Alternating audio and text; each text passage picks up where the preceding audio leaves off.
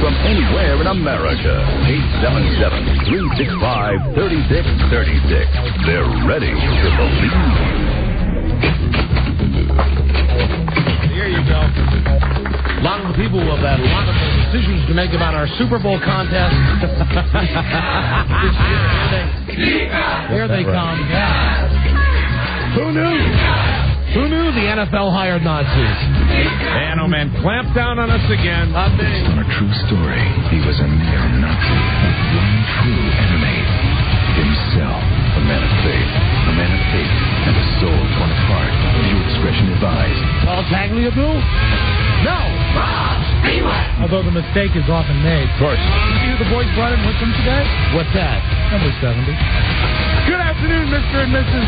Seems like Monday. Yeah. And all the ships at sea with a show as big as Senator John Kerry's girlless bouffant hairdo. Yeah. It's Don Geronimo. And Mike Lavera. Yeah. Thank you, Robbie. Hi. Thank you for listening to Everybody Don and Mike Show. A new episode on this Tuesday 1/20/04. Hi, Donald. Mike Buzz Burbank here. Hi there, bud. Welcome to the show, everybody. You can call from anywhere in America at 877-365-3636. From Canada, up north, they say. Oh, yes. 800-636-1067. Oh, and Washington, D.C. 202-432-1067. Those are the phone numbers you can call at any time. Your calls are welcome, as long as they're entertaining, exotique, or perhaps start some kind of discussion. Yes, of course. Otherwise, facilitate conversation. Just wait your turn right until the rotating random phone scan starts. So hope everybody had a wonderful 3-day weekend. I don't know where to begin. I know Mike had a great weekend that I want to hear about. I had some stuff from my weekend that I'd like to tell you about. We have a problem with a contest. I know a lot of you love it when we battle against the man, and we're going to battle against the man. Oh, yeah.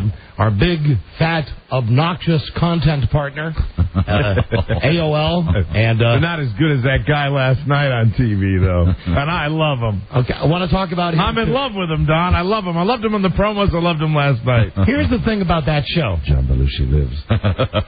The girl, and I know that there is news about her that she's already been fired or she's in trouble. That's put on probation from the elementary school. She claims to be an educator, and then she says refrigerator. Well, I mean, Jesus. She is, and she did, and she might still be, but they're taking... he went into the refrigerator. They're taking her out of the classroom for now. Good. Here's the thing with that girl that was on the Fat Fiancé show last night. Yeah. And, they're all dumb. All the people that get into these shows, they're all just as dumb as the guy that's as a bag of hammers. The guy that's the actor isn't dumb. The guy's a professional actor. That's what he does. He's probably been like in dinner theater. But I don't think great job for an actor. Who said hammer? You did. Bag of hammer. Plural. Great. Find the thing to turn it off. There's no switch. Oh no. Look at that. You're so happy, Rob, to turn that on because it said the word. Come on, plan ahead. Put it in. Put it. There you go. Oh, hold on. It didn't take. Click. There you go. There it is. I thought the guy was an okay actor. I thought the girl is just absolutely so dumb that at some point during the first episode, what I don't get is why she just didn't say, this can never work. I don't believe the fact that this guy is this over-the-top, crazy, pulling off his clothes, singing about it, getting drunk. I understand, and I agree that the guy's good. Yeah, but I didn't know, even going into the show last night, I wasn't zeroed in on the premise. I didn't know until they explained it. And I didn't know that the entire premise of the show, and this is when I started to love it even more, the entire premise of the show is just to work her. It really has very little to do with the parents. It has everything to do with her. They're doing an excellent job, because you might feel sorry for her in some way. They're doing an excellent job of editing comments she makes. Now the guy is a bit of an ass. The guy is big and the guy is fat, but the guy is not big and fat to the point where you'd be walking down the street and you'd say, right, oh my God, it's the Kool-Aid Man. And that's what makes it great, because the guy is really not, he's not like Michael Moore. So having said that he's not as fat as Wesley Clark supporter Michael Moore. Yes, a guy that shares a love of Wesley Clark that I have, and even though he's to see him on the campaign trail. Even though he's not that bad, right. his behavior is so over the top. Did you laugh at breakfast when he came down for breakfast? No, you see, that's where they lost me. Oh my God, it was fantastic. He's holding the big sausage. He's eating. He's burping. He was just. But listen, he's not a big, super like ridiculously fat guy, but he's a fat guy, and he's a fat. And fat guys, as you know, because you're a fat guy, I'm a fat guy. We like to eat every now and then, and his eating, that wasn't acting. He was enjoying those pancakes. He really was. Here's all they maintain. I watched it. I liked it. I'll watch it again. I've been suckered by these shows before. Okay. And you're not ready to completely diss it. No, I'm not. No, I watched it. I didn't see the very end. Was there another guy? I saw all the way up until they left the spa. When they left the spa, there were about 10 minutes to go on the show. I didn't know if there was any other other gag at the end of the show. No, you know how these shows go. They show you, they tease. Have you seen the parents? Everything that's going to happen. Yeah. The father. It's just perfect. I mean, it's to me, it's perfect. And what don't you like about the premise? You think that she would say, F it? She thinks that it's her job to train him. She thinks that he is. Wouldn't she? That's why it's a challenge for her. I know a lot of this. My point. A lot of this is in the editing. They make her look bad because, as you said, he's fat, but he's not like Jabba the Hutt fat. So they make her look bad when he's dancing in his underpants, but she won't look at him. And then the narration from her is, "I couldn't imagine being with him for one night. Well, I couldn't imagine." I think she's taken it hook, line, and sinker. I think she believes that her job is to convince her parents that this is the guy that she wants to marry. Right. She knows there's no romantic interest in this guy. He's picked out of nowhere. She doesn't have any idea that he's an actor. And the one guy that's like duping everybody is the big fat guy. How do you not love that? Here's the only thing. We have both gone hot and cold on these shows when they first come out. I understand. I say let's wait a couple of weeks. I didn't think it was as good as I thought it would be. I didn't think it was as bad as you thought it would be. But I think that it's got potential, and I'm certainly going to give it a second week. Here's the problem. These shows are always held up, at least in my mind, to the following standard. First has to be The First Survivor, which was a show that, you remember when that came on, we'd never seen anything like that. Okay, right. That's good. And the second would be the original Joe Millionaire. Right. Which was a good premise. Did we all think that was going to be kind of Yeah, and it turned it out to be pretty good. So let's give this one a couple of weeks. And as far as American Idol is concerned, they goddamn well should have picked the lady with the military uniform that sang Dancing in the Street. Well, you didn't like the lady on the scooter? The lady on the scooter was she made me my flesh crawl.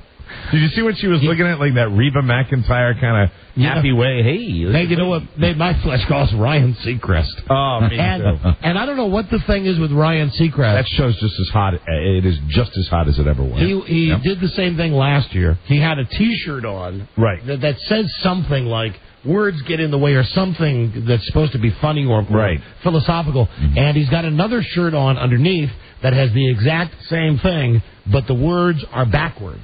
So it's like he's making some kind of a weird, wacky Ryan Seacrest fashion statement. Yeah, that he thinks the kids are all going to catch on. Sure. And I like the fact that they're in New York with the first bunch of American Idols, and he's out on the street, and you can tell that he's amazed. He's not saying it, but there's a part of him that's amazed that the people of New York are not flocking to him. Right. Because he's Ryan Seacrest with his rooster hair, and he's out there with the look at me girl, with the scooter. The girl with the scooter.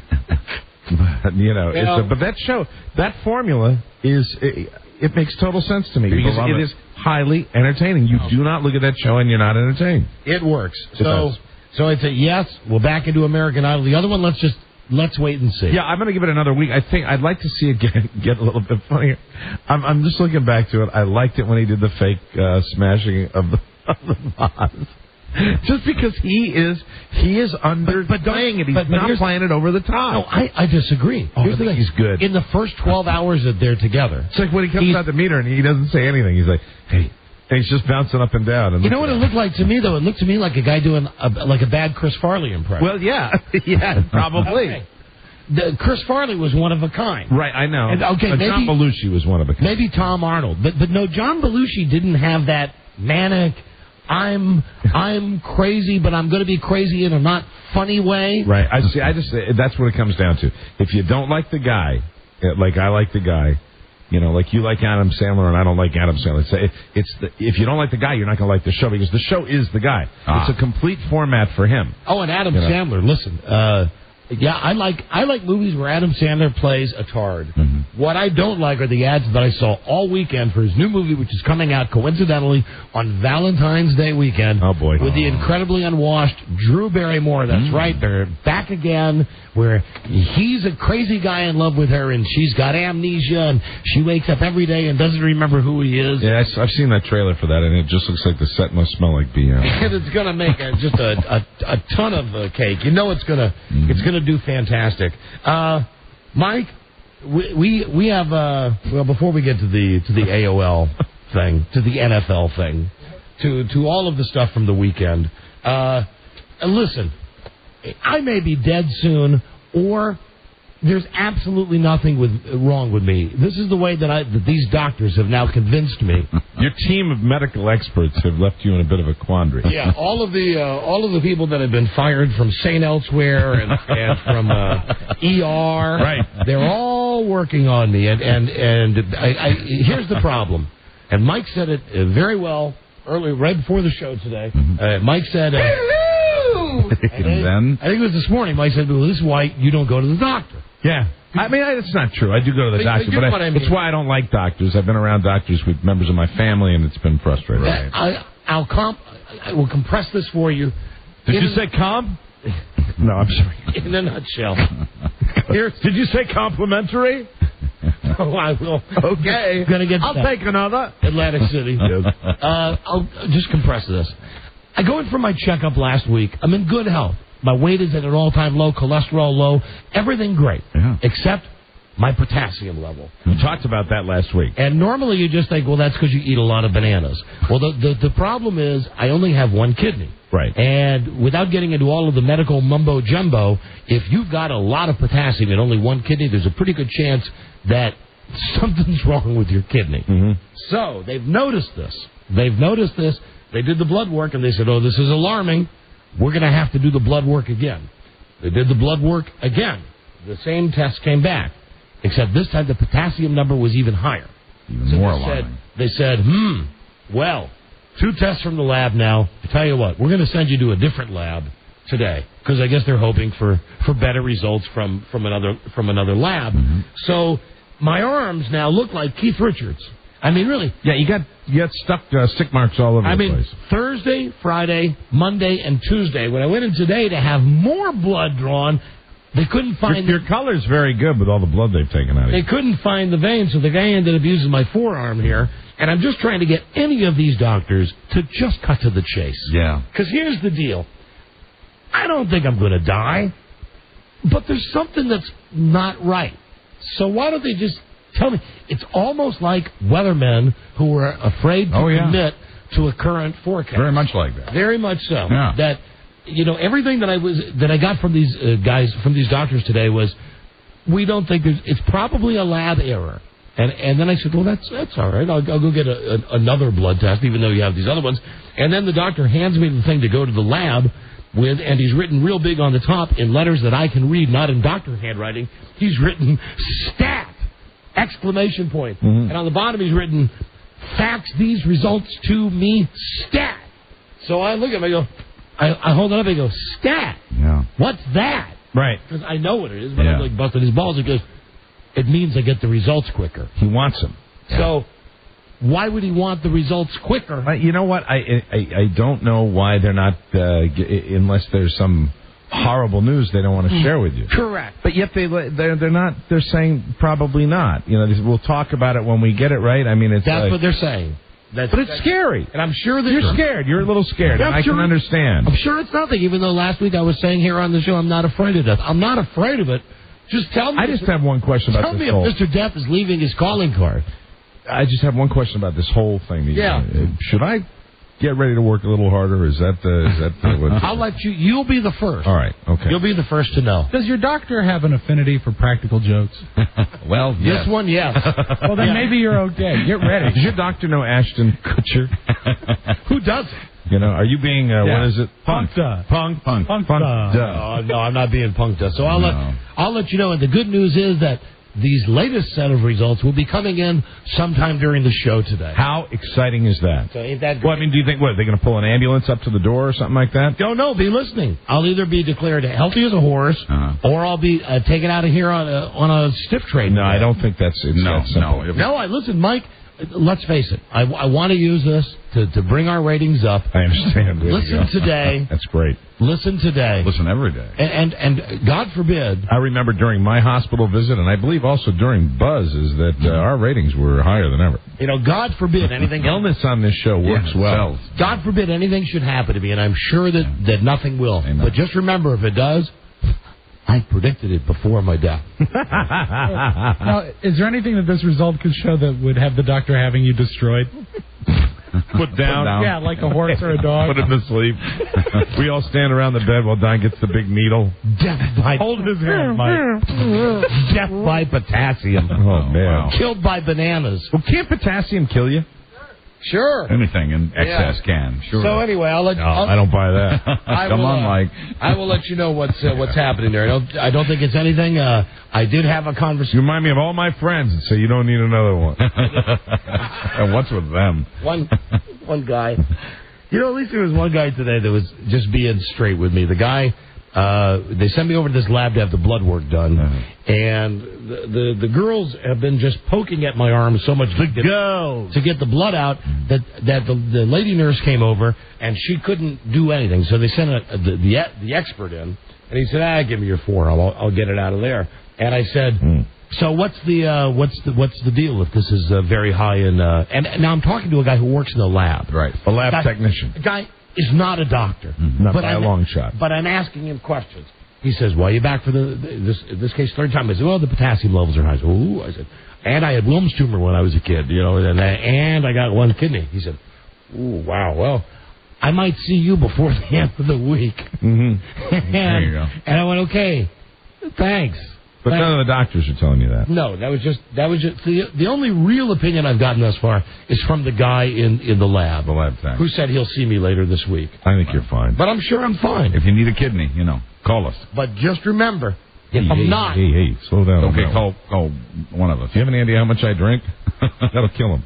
Yeah, that's true. But either way, remember, you heard it here first. If I croak, you heard it here first. We will do a proper tribute. But, Mike, I have reason to live beyond my great family and our wonderful show. It was decided this weekend that, God willing, potassium notwithstanding, this summer will be the summer that my family, my wife and I, finally fulfill a lifelong dream. Well, actually, it's not lifelong. How long have I known you? 12 years? 12 years, yeah. A 12-year dream. We will be vacationing with the Spiewaks in Germany. You're going. We have decided. You guys. Here comes another war. We have really. This is an international incident. Yeah, it is. Robbie and I have talked about this for a long time. About seriously, letting our wives get together and do what they do. But Rob and I on the loose in Germany. Making fun of Germans from one end of the country to the other. With the tape recorder. Anyway. Because really, wouldn't it be safe to say when you're talking humorless, you're talking Germany? Yeah. I mean, I always thought the French were kind of humorless. They were those allies that didn't support us in the Iraq War. And they've always had kind of an attitude. That's the perception of Americans. But the Germans, when you get right down to it, the Germans, they don't strike me as the biggest laughing people in the world. Here's the thing. When you look at America's enemies, And incidentally, and Don and I subscribe to the theory, once you're an enemy, you're always an enemy. And I'm not going to add in the modern day. I'm talking your old school enemies. Now, would that be Russians? Would they be included in that? Yes, of course, the evil empire, never forget. Played a little blackjack next to some very unpleasant Russians over the weekend. Mike was up at Atlantic City. Thought they might be that, that Russian mob. Could be. Right. So you've got Russians, they're bad. Japanese, hello Pearl Harbor. But still, I'd have number one on my evilometer, the Germans. Well, they brought that upon themselves. Right. And, you can't hold, I suppose, the generations that have come down from that. But, I mean, the bottom line is, historically speaking, we're dealing with some bad policies. In trouble. Yeah. And they still get the To say pup. the very least. Yeah, to say the least. They still get pup for it. So as long Well, as... they do, because they still don't they still have Yes. people over there Yes. that are showing that symbol? Yes. For Yes. Christ's sake. Don't they, Rob? We'll be looking. I know that. Yes. We'll find them. We'll smoke them out, and we'll teach them what's right. So anyway, that was one fantastic thing that happened over the weekend. It's very exciting, Don Rickles. Thank you, Bob Newhart. I really hope you make it to that vacation and back. Well, if nothing else, I'll be making the trip to scatter some ashes. Oh, God, over Germany. Over the Black Forest. Jesus. I did think... Now, where have you planned your itinerary yet? All I know is You're that... going to Frankfurt? Munich, Heidelberg? You're going to Heidelberg. Because that's where I lived when I was... That's where you lived, right? And I guess Frankfurt, right? I would think so. Well, Frankfurt that'll be where we fly into. That's the big airport. Yeah, nothing much in Frankfurt. You just get you to Munich. Carrie will want us Berlin. Carrie will want us to go to Berlin. Carrie loves Berlin. May I offer some advice to somebody who has visited that country before? Yeah. On vacation 2 wives ago. My advice would be the day that the castle tours come up, that idea comes up, you boys get you to a nice beer house and spend the day there. Because let me tell you something. You seen one of those castles? Yeah. Seen all of them. Yeah. Really? You know how many I went to in a day?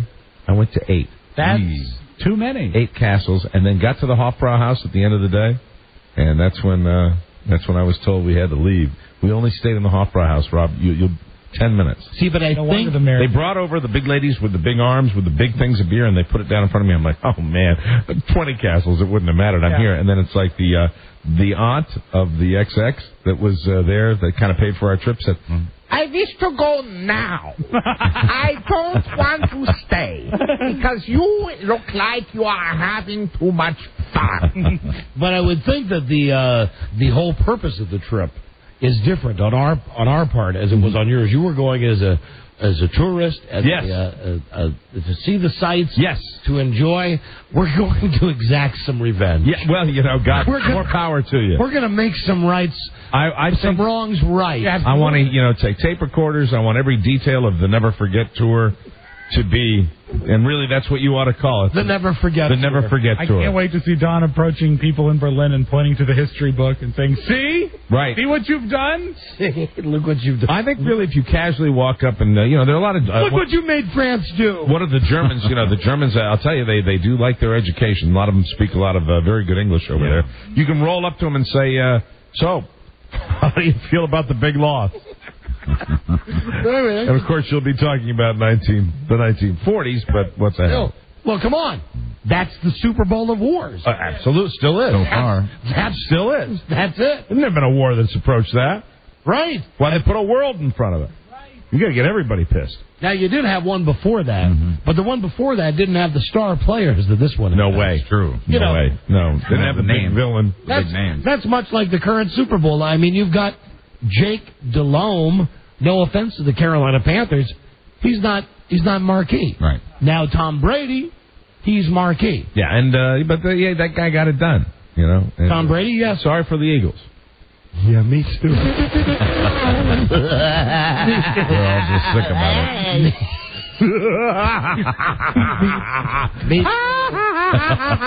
it. Me too. And anybody out there who might have a connection to gambling or know someone who could put money on a game, gosh, imagine how happy that person might be today or yesterday when they received the call or perhaps even a wad of cash saying your faith in the Carolina Panthers, or rather your faith in the fact that the Eagles would lose again has paid off handsomely, my friend. There was a lot of money riding on the Panthers this weekend. There was. A lot of smart money on the Panthers this weekend. There was. I think Paul Gorgie. Oh, Paul Gorgie, our sales guy who lives in the tanning booth? Yeah. He did? Yeah, well, I bumped into him. So did I. I mean, I didn't bump into Paul Gorgie, but I made You put a little money down on Carolina? On Carolina. It's a good move. Yeah. It was strictly... That wasn't even a game. You know what? For me, it wasn't even the Eagles versus the Panthers. It was us versus Tim Sabian. Yeah. You know, we looked at it that way. I mean, we felt fondness, a certain fondness for the people of Philadelphia. But that's great. But really, the Eagles, the whole Eagles thing, that's like Tim Sabian. And it was delightful to watch Carolina well, Mike, I can do win that football game. I can do this right now on the air if you like. The doctor's office has just called. Oh, my, that's wonderful. You sure you want to do this on the air if you're getting, like, horrible life-threatening news? I'm not going to be able to if the phones are screwed up. Too much potassium in the phone. Well, Try dialing out on that one. Try on this one? Yeah. You have to pick up and then... Forget. I'll do it off the air. Oh, that's a big tease. Well, besides, what if they say that's it? You don't leave. Come on in. Check in. Right. Check in. Pick out your box. Mm-hmm. God, and I hope Frida brought... Pick out your coffin. I hope Frida brought me that Packers coffin. My death is all over this show today. Death, Mr. Death, ready to leave his calling card. I have to tell you, before we break, and I know you had a great weekend, and we will hear about your weekend in Atlantic City. I just have to ask you one thing. Speaking of illness, have you seen Roger Ebert recently? No, I have not. You ever watch the Ebert and Roper show? Yeah. I mean, I've seen him. He looks puffy. He doesn't look that good. Here's the deal. Is he... Right before the game on Sunday, I'm flipping around. Is he sick again? He's been ill off and on, yeah. Well... I almost said the S word because sometimes I think maybe it's our agent. Mike, it's a good chance to call our agent today in Chicago, who also represents Ebert and Roper and the late Gene Siskel, to find out what Roger's deal is, because... As I said, and I don't watch those shows anymore with what's out at the movies, because they're never on when I'm watching. They're always on at some odd time. So this was 5 minutes before they were going to start the pregame on Sunday.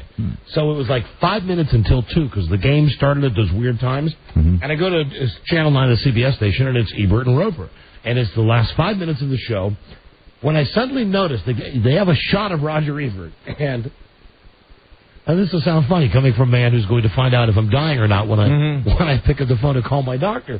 But Roger Ebert appears to have lost a lot of weight. Yeah, he's been on some kind of diet.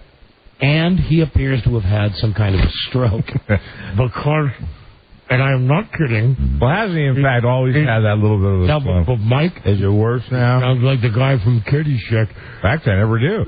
No, it's much worse than he used to be, and his lip definitely looks like someone's pulling it down. Hasn't he had a stroke? This is the conversation Rob and I had, because I called Rob and said, "Hey, what happened to Roger Ebert?" And Rob says nothing. I said, "Turn on Channel 9. The balcony is now closed." The balcony is now closed. So we have a tape. You know what it might be? It might be excess skin. We have it. It's not. It can't be that. It needs a sharp aim. You're gonna have to listen to it and decide yourself. In fact, I never do. When we come back, Mike and your fantastic Atlantic City, Mike Lucky. Incidentally, that's Mike's name today, Mr. Lucky. Well, you know, sometimes the odds are in your favor. Apparently. Lucky. And something with my dog, and then this problem that is rearing its ugly head about our Super Bowl contest on. Oh, you're not going to believe this, ladies and gentlemen. We're gonna, we've got a new motto in 2004 that we're trying to make the show less inside. But there's no way that we can keep this one inside. This is something where they're so just pissed about this. Such dicks. You don't go through a week around here where they're not stupid. They're all dicks. We got a trip to the Super Bowl. We got a great idea for the contest. Right. You got to do that contest anyway for something. To have a don't you think? To have a talent show. Well, even if it's cash. I don't know how much money we have. I don't know any of these things.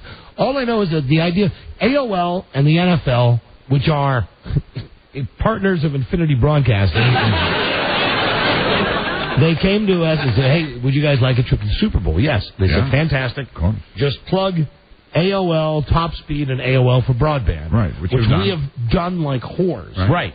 Because we're good whores. They knew the deal for the contest last week. We laid it out for them. It's a talent show. Right. It's a naked talent show with girls coming down. Girls. Well, they'll actually be able to perform, much like American Idol or karaoke. A real talent contest. You come down, and because it's a real talent contest, if you have a real singing ability or talent ability, it's a shot to get noticed. You get 3 minutes on the radio. We'll sing. We won't interrupt you.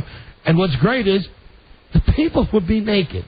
And what makes that so great is that we're seeing them naked. You're hearing them naked. You know they're naked. Mm-hmm. You know that brings a certain element of fun into it, that they're doing, in essence, American Idol in the nude with the chance to win a trip to the Super Bowl. Exactly. Now, how harmless is that? Couldn't be more harmless. The only people who see the naked ladies are us here in the studio. Right. And we mentioned before that while all contests are subjective, it's really about the talent more than anything else. Right. It doesn't matter what the girls look like. You happen to be good looking, well, it wouldn't hurt you, but it wouldn't necessarily help you to overcome no talent. Right. But it is pretty funny, the thought that you'd have, and the women that have called already, we have a woman that wants to sing opera. We have a woman that's called, that wants to play the accordion. Mm-hmm. We have a woman that wants to tap dance. They want to do all of these things. Right. They want to do them in the nude. Right. Which is funny. Yes. So, because it's funny, which is the only reason I can think that they could put the kibosh on, we get the call today. The NFL will not approve of this contest. No nudity involved. No nudity. Since when? Have you seen an NFL Have you seen the Coors commercials? Mm-hmm. How about on the sidelines during an NFL game when they've got, and mind, I'm not complaining, when they've got the camera right between the girl's boobs, the girl that's the cheerleader. It's like you're fitty-tucking her already. We sell sex on this show. We just do it a little more over the top. But no, it's the Super Bowl. So they can sell their sex, but we can't sell ours. Well, there's a way around it. We're still going to give this trip away. We're not going to jupe you guys out of the trip. You guys still get the trip. Oh, good. Courtesy of AOL Top Speed. We're going to give that away. Yeah, and they're fine, right? AOL Top Speed is fine. Still to be decided. Or is it the big 3 letters? It might NFL. It might be the big 6. It might be NFL and AOL. Okay, all right. Well, we'll find out more. It might be all of them. But as usual, around here, nobody's standing up for us. Oh, no. But around here, really, it's tell them not to do it. Okay. What are the reasons? Okay, we fold. Fold. But we're not going to jip you out of the trip. We'll give you the trip. We'll tell you more about this so much. And God, now, imagine the drama.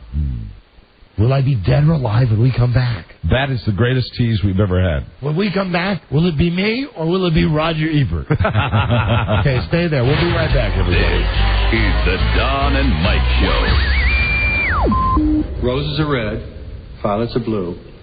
I'm a schizophrenic, and so am I. The Don and Mike Show.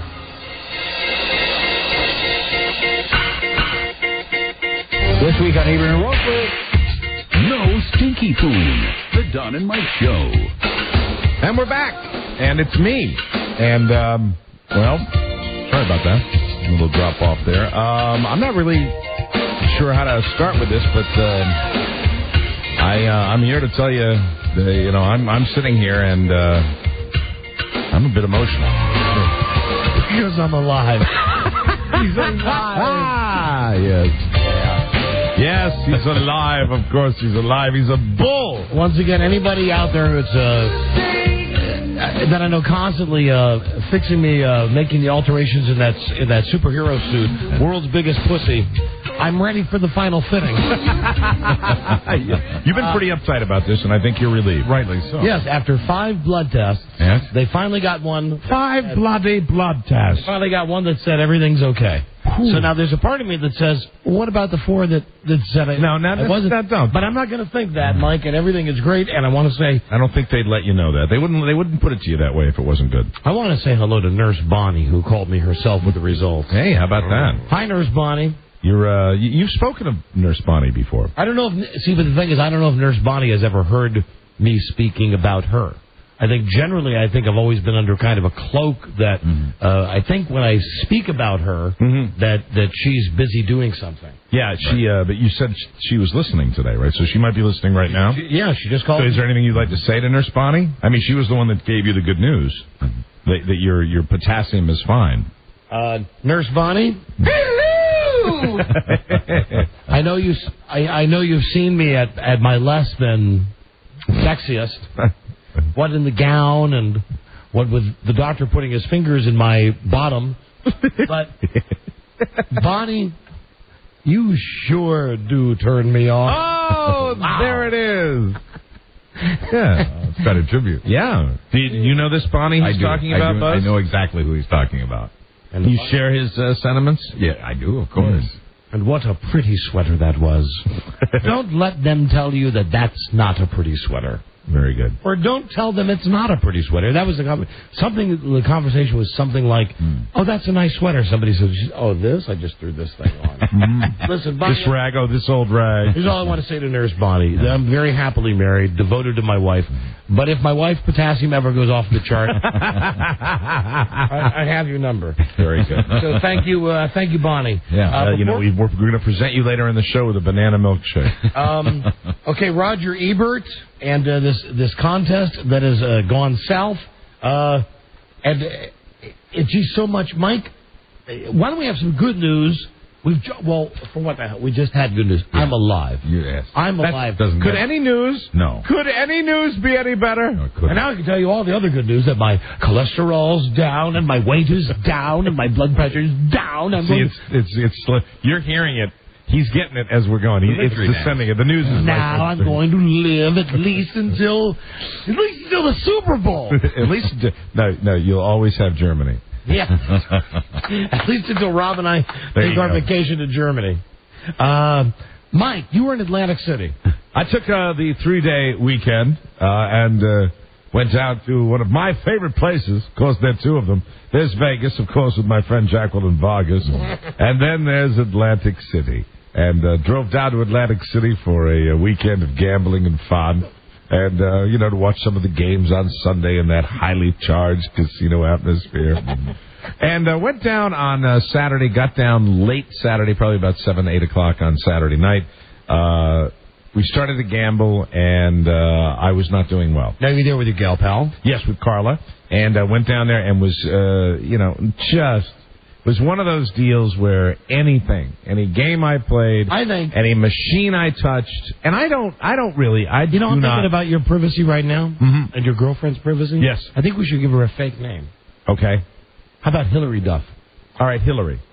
Hillary Duff. I appreciate that. How old would she be? How old is Hillary Duff? How old would she be? 18. Thank you. Too old. Okay. Too old. Anyway, so you're there with Hillary. Down there, and, man, I can't touch anything. I gamble more than Don does when he goes on these little trips. I gamble a lot compared to them, but I'm not also somebody who gambles like people I know that go crazy, and I'm certainly not a whale. I don't go down there and I gamble a tremendous amount of money. But I do gamble enough to make me uptight and make me angry. Sure. That's the whole idea. You do gamble a lot. I do gamble a lot. I gave you the numbers, and that's a lot. Let me just say, Mike says he's I don't. Now we discussed this that I'm not going to give any numbers. No, and you shouldn't, because people will hate you. People. And I told Mike the same. If I had won that much money, right, there'd be one person I'd tell. Two people I'd tell. My wife, I'd tell Mike.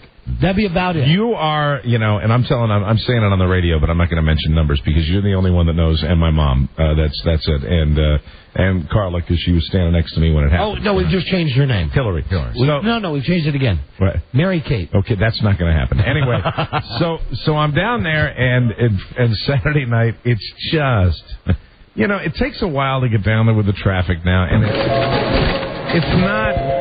You're excited to be down there, but you've driven all day, and it's kind of and I can't get anything going my way at all. I mean, I can't play any table games.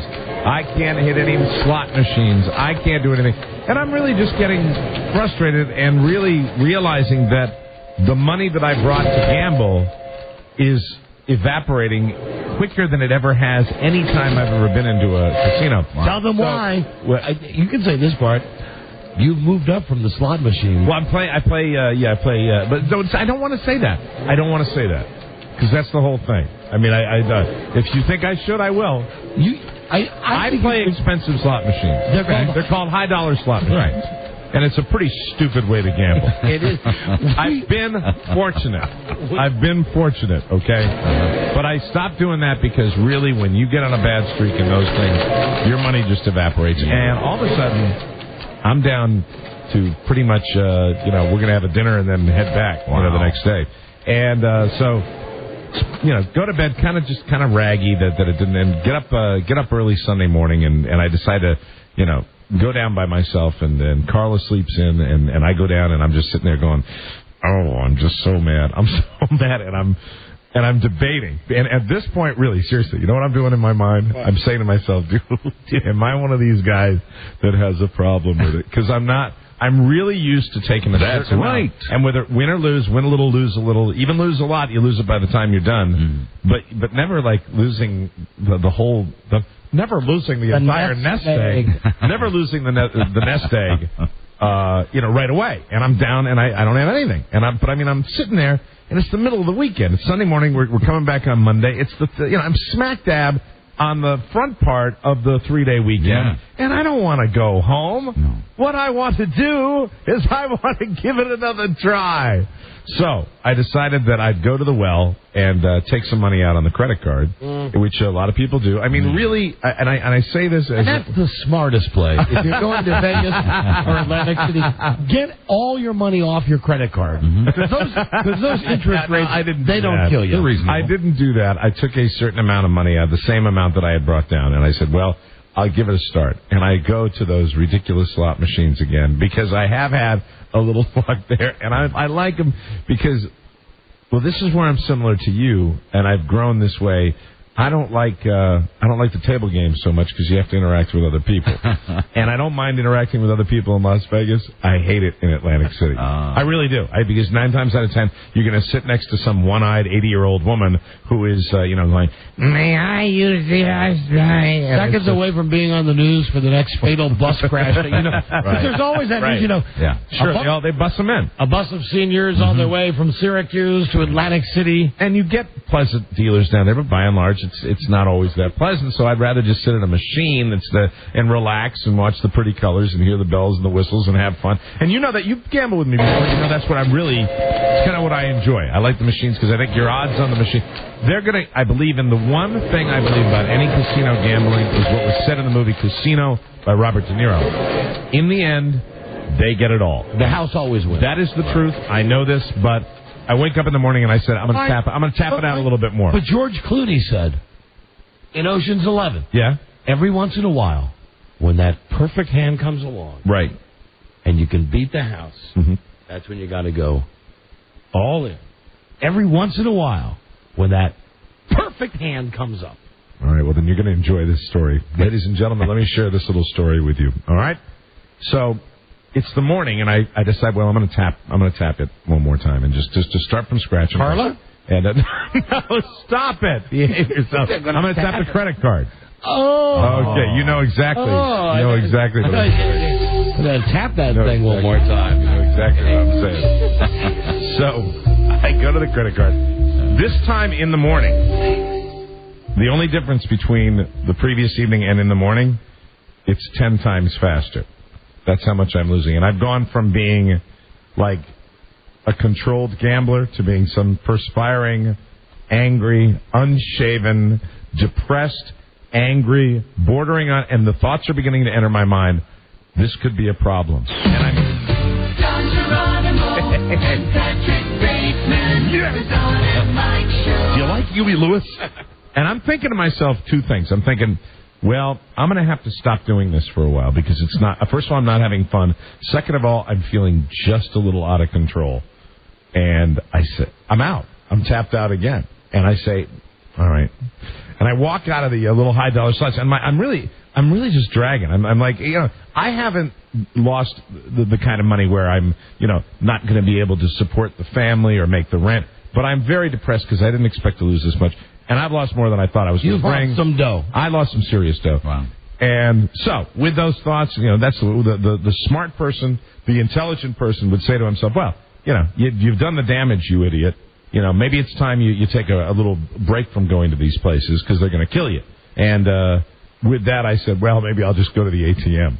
Mm-hmm. So I took a right turn instead of a left turn. I went to the one more time, and I said, this time I'm going to go to the ATM. I'm going to go to the highest dollar slot machine that I play, and I'm just going to throw the money from the ATM in there, and I'm going to give it a whirl. Had you pawned your car?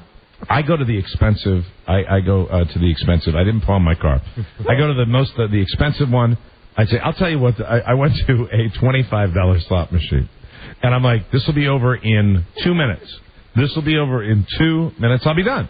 You know what I mean? I'll be done. So I put $300. I put $300 in a $25 slot machine. Oh! Now you get 2 coins for each pull, which is $50. So it's 50. It's 1, 2, 3. Careful, someone's going to do the math to figure out how much money you won. Well, no, I'm not going to tell them what happened. Because Hillary Duff is 16, Mike. Thank you. Hey, Charlie. Thank you. Appreciate it. Born in Houston. So anyway, I go down and I put the $300 in. Hit the button. Nothing. Hit the button. I'm standing up, and I'm going to go. Getting ready to leave. Hit the button, and I hit a jackpot. Wow. Hey now. A very, very significant gigantic, jackpot. Ginormous. A jackpot that people started to gather around. It was insane. I screamed. I jumped up and down. I went, oh! And it was early in the morning for Atlantic City. It's like 11 o'clock, but it's a nighttime place. And I told Rob, it was so exciting, a lady actually walked over and touched me. Wow. Because you were good luck. Congratulations. Yeah, but I have to report it, so, that's it. Incidentally, if you ever hit a big jackpot in Atlantic City or Las Vegas, the little men with the guns, they come over and they make you sign a piece of paper so that Uncle Sam knows exactly what you won. Sure. They don't give a rat's ass about how much you lose. No. But they want to know exactly what you won. Needless to say, it was a very, very exciting moment for me. In all the years I've been going down there, I've been going down to Atlantic City because I love to play games. I really do. I love those games down there. Yeah. That's the thing I love more than anything else. Mike won an S-load of money. And I called Don. I called Don that, I think that's, did I call you Monday? Did we talk Monday? No, we talked Monday because we were talking about the Eagles game. And, which was also, great joy. Because then I actually, after I hit the jack, played a little blackjack, won at blackjack that day. It was really all told. And then you had to get your drink on, and then once you got your drink on and you were the big money winner. Went to the game and watched the game, watch all the people with the Eagles hats cry. And it was it was an interesting day. It really was. And I'll probably never repeat it because I'm not going to gamble more.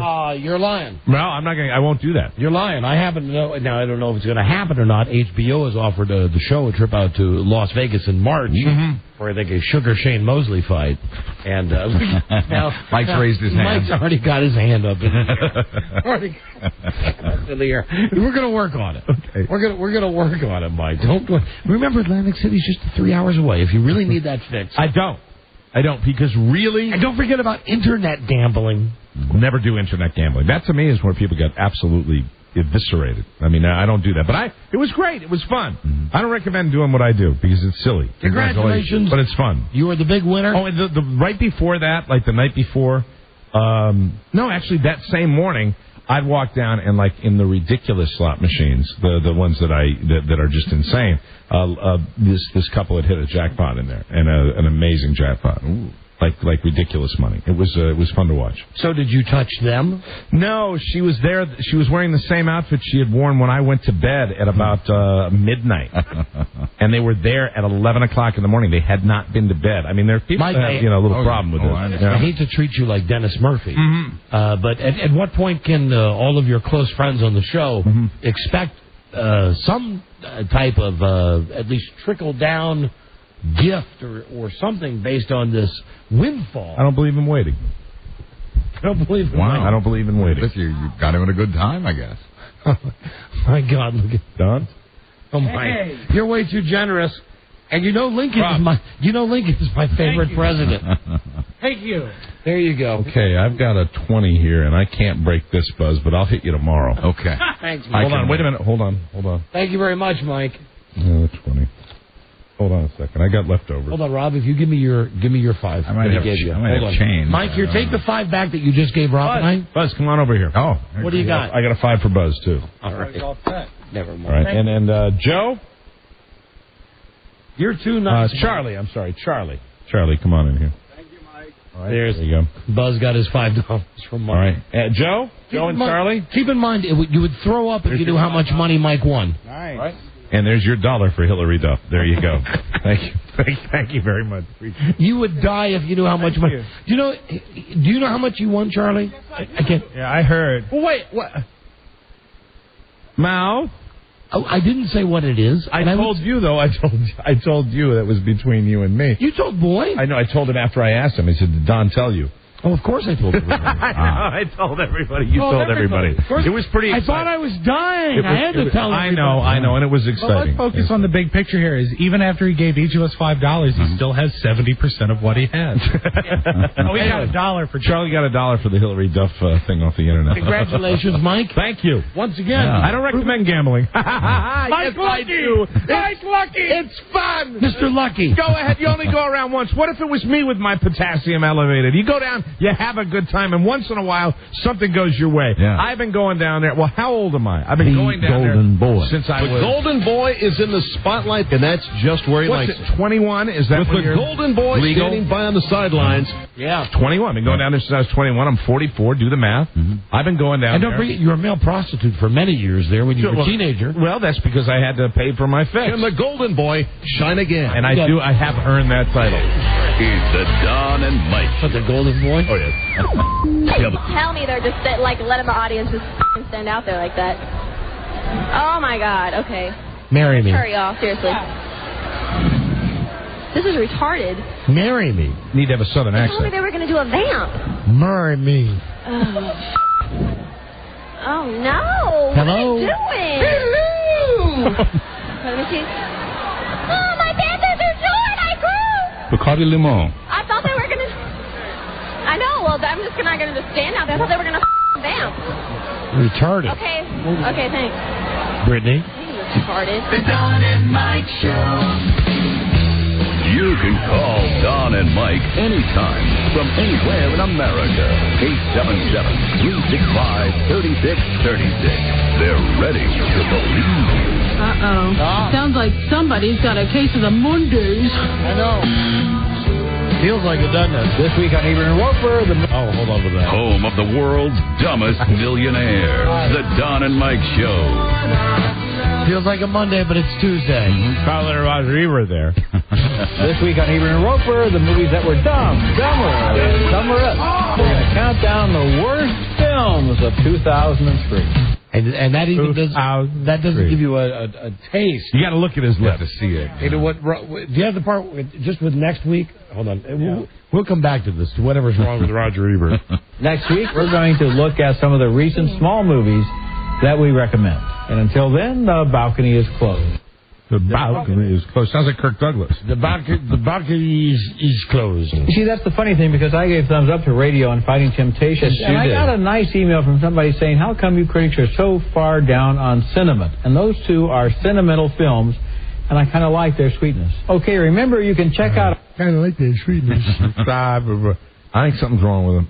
All right, I'm going to write that down for tomorrow. We share an agent. It's always a good chance to call our agent. Yes, that'll certainly be a call he'll welcome. To see what's happening. Shout out to my dog, little Rudy, who I know is listening. Which one's that? Rudy's the tiniest one. I thought Max was the tiniest. Nope. Remember, Frida got like one of those Zsa Zsa Gabor. Oh, a Lhasa Apso. But he's not really. He's a mix. All right. He's a terrier. He's tiny. Shout out to him. I know he's listening right now at home. This is the new trick now. And I think one of these days I'm actually going to set up a video camera in my house on the days when Frida's at work and I'm here, because I'm curious, the dogs react better and don't poop on stuff and tear stuff up when the radio is left on. Sure. And I think part of the reason is it's the thing they're used to hearing human voices, but I have to think, like, right now, they recognize my voice. Is the radio on right now? Yeah, it's at some point. At some point, even in their small pea-sized dog brains, it has to register. Hey, that's Daddy on the radio. Sure. Right. So let me say right now, Clink, sit, Max, stop. Come here, Rudy. Where's Daddy's good boy? Where's Daddy's boy? Where's Daddy's boy? Where's my big boy? Come here, big boy. Think right now they're running around the house like nuts. It's chaos. Oh, yeah. You think so? Oh, this will do it for them. This is just like a Domino's commercial on TV. I guarantee now they're barking like crazy.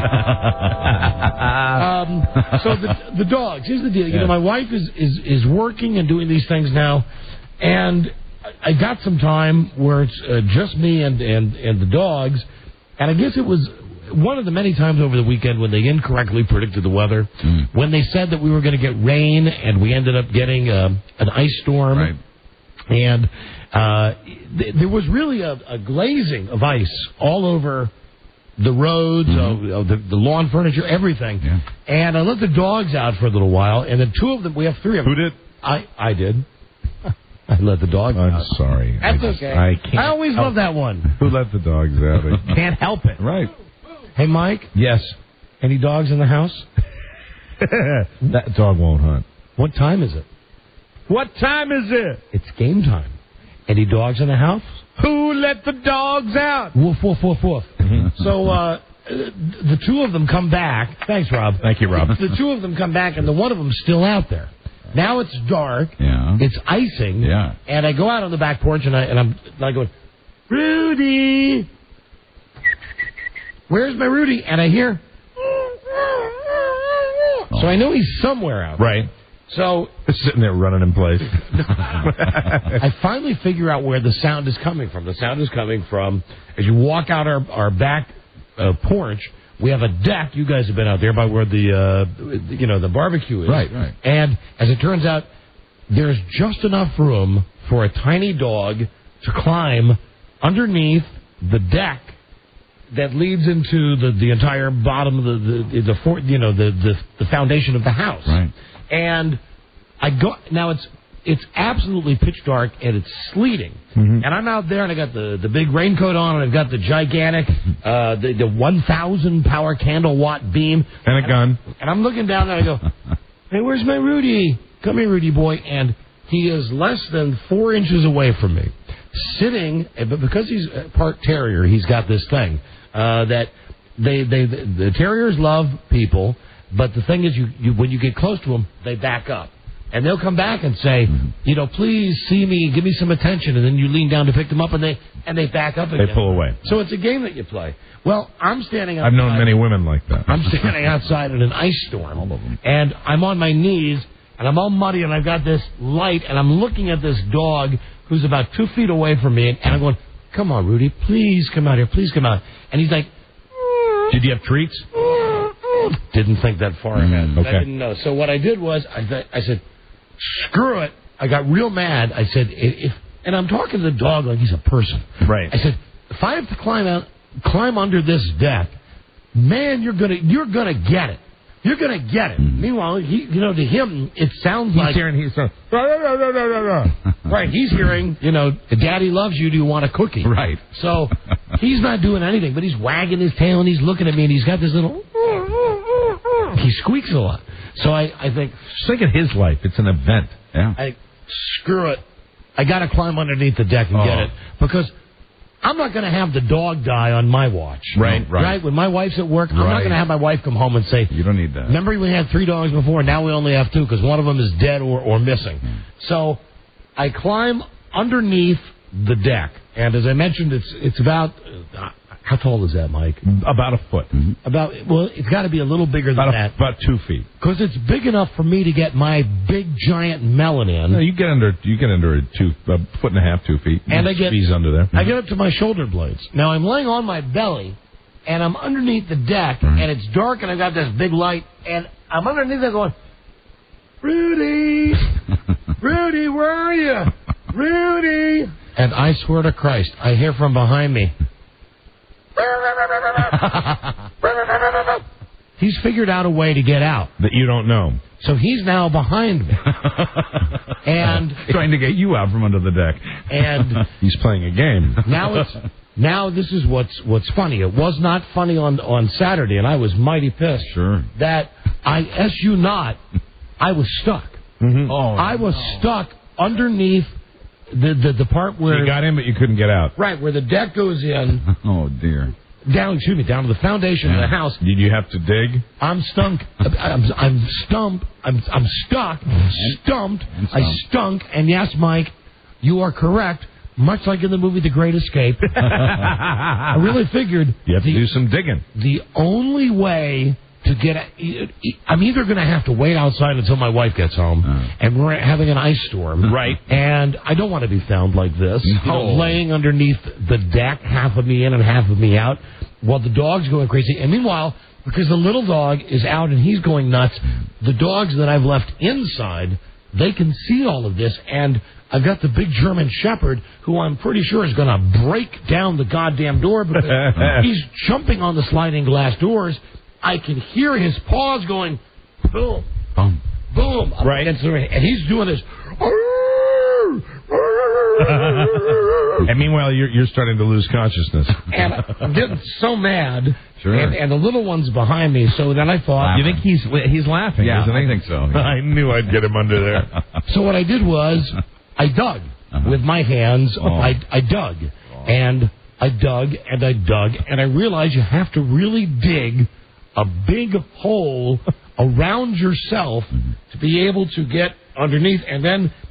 But because where were you getting hung up, on your shoulder blades? Yeah, absolutely. Yeah. So I dug a hole to make myself deeper so I could get out. Right. And then just for good measure, once I had dug, and look at these hands. Yeah. These are the hands of an artiste. Absolutely. A piano player, a painter. These are not the hands of a worker. No. These are somebody that could do some skilled needlework. These hands have never known a hard day's work in their lives. Those hands don't look good with tools in them. They're screaming for right now. They're screaming for some kind of moisture. Yes, a good manicure. They're screaming for it. A good quality manicure. So they're dirty. They're awful. I'm digging. I finally figured I've gotten out. In real time, I've spent about 10 minutes trapped under my deck. I dig up just enough to get out. Did you at any time see any other animals under there, like snakes or anything? No, I couldn't see. I just had the one light that I had left outside. And as I dig out, I go, ha, ha, ha, ha, ha. Man triumphs once again. Yes. And this is exactly what happened.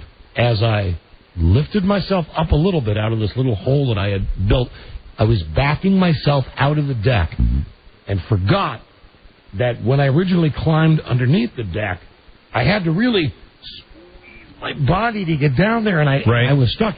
Now I had built a hole to get out. What I didn't realize was, because I was just backing right out, let's say that the back part of the microphone is the wall. Okay. Here's what happened. I'm in front of it, and I go, I'm free! I'm free! Oh, that.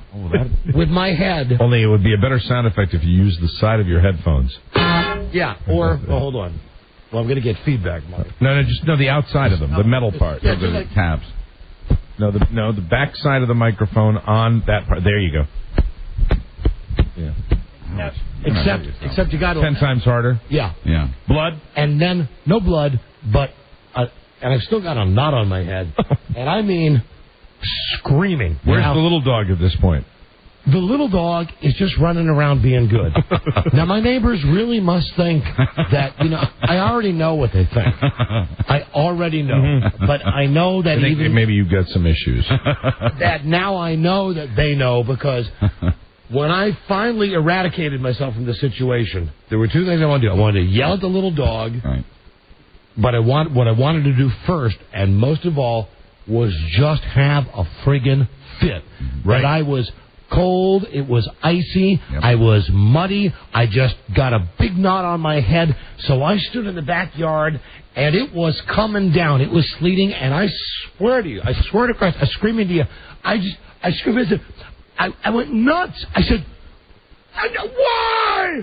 Why? What is this? The dog goes under there. I climb under there. It's not enough. I dig myself out. No, it's not enough. I climb under there. I dig myself out. Now I gotta hit my effing head. Because the pain. Because you're reacting to the pain. Yeah, hurt. Because I'm nuts. Because I'm nuts. Because, what the F is going on here? And I turn around and there's the little dog.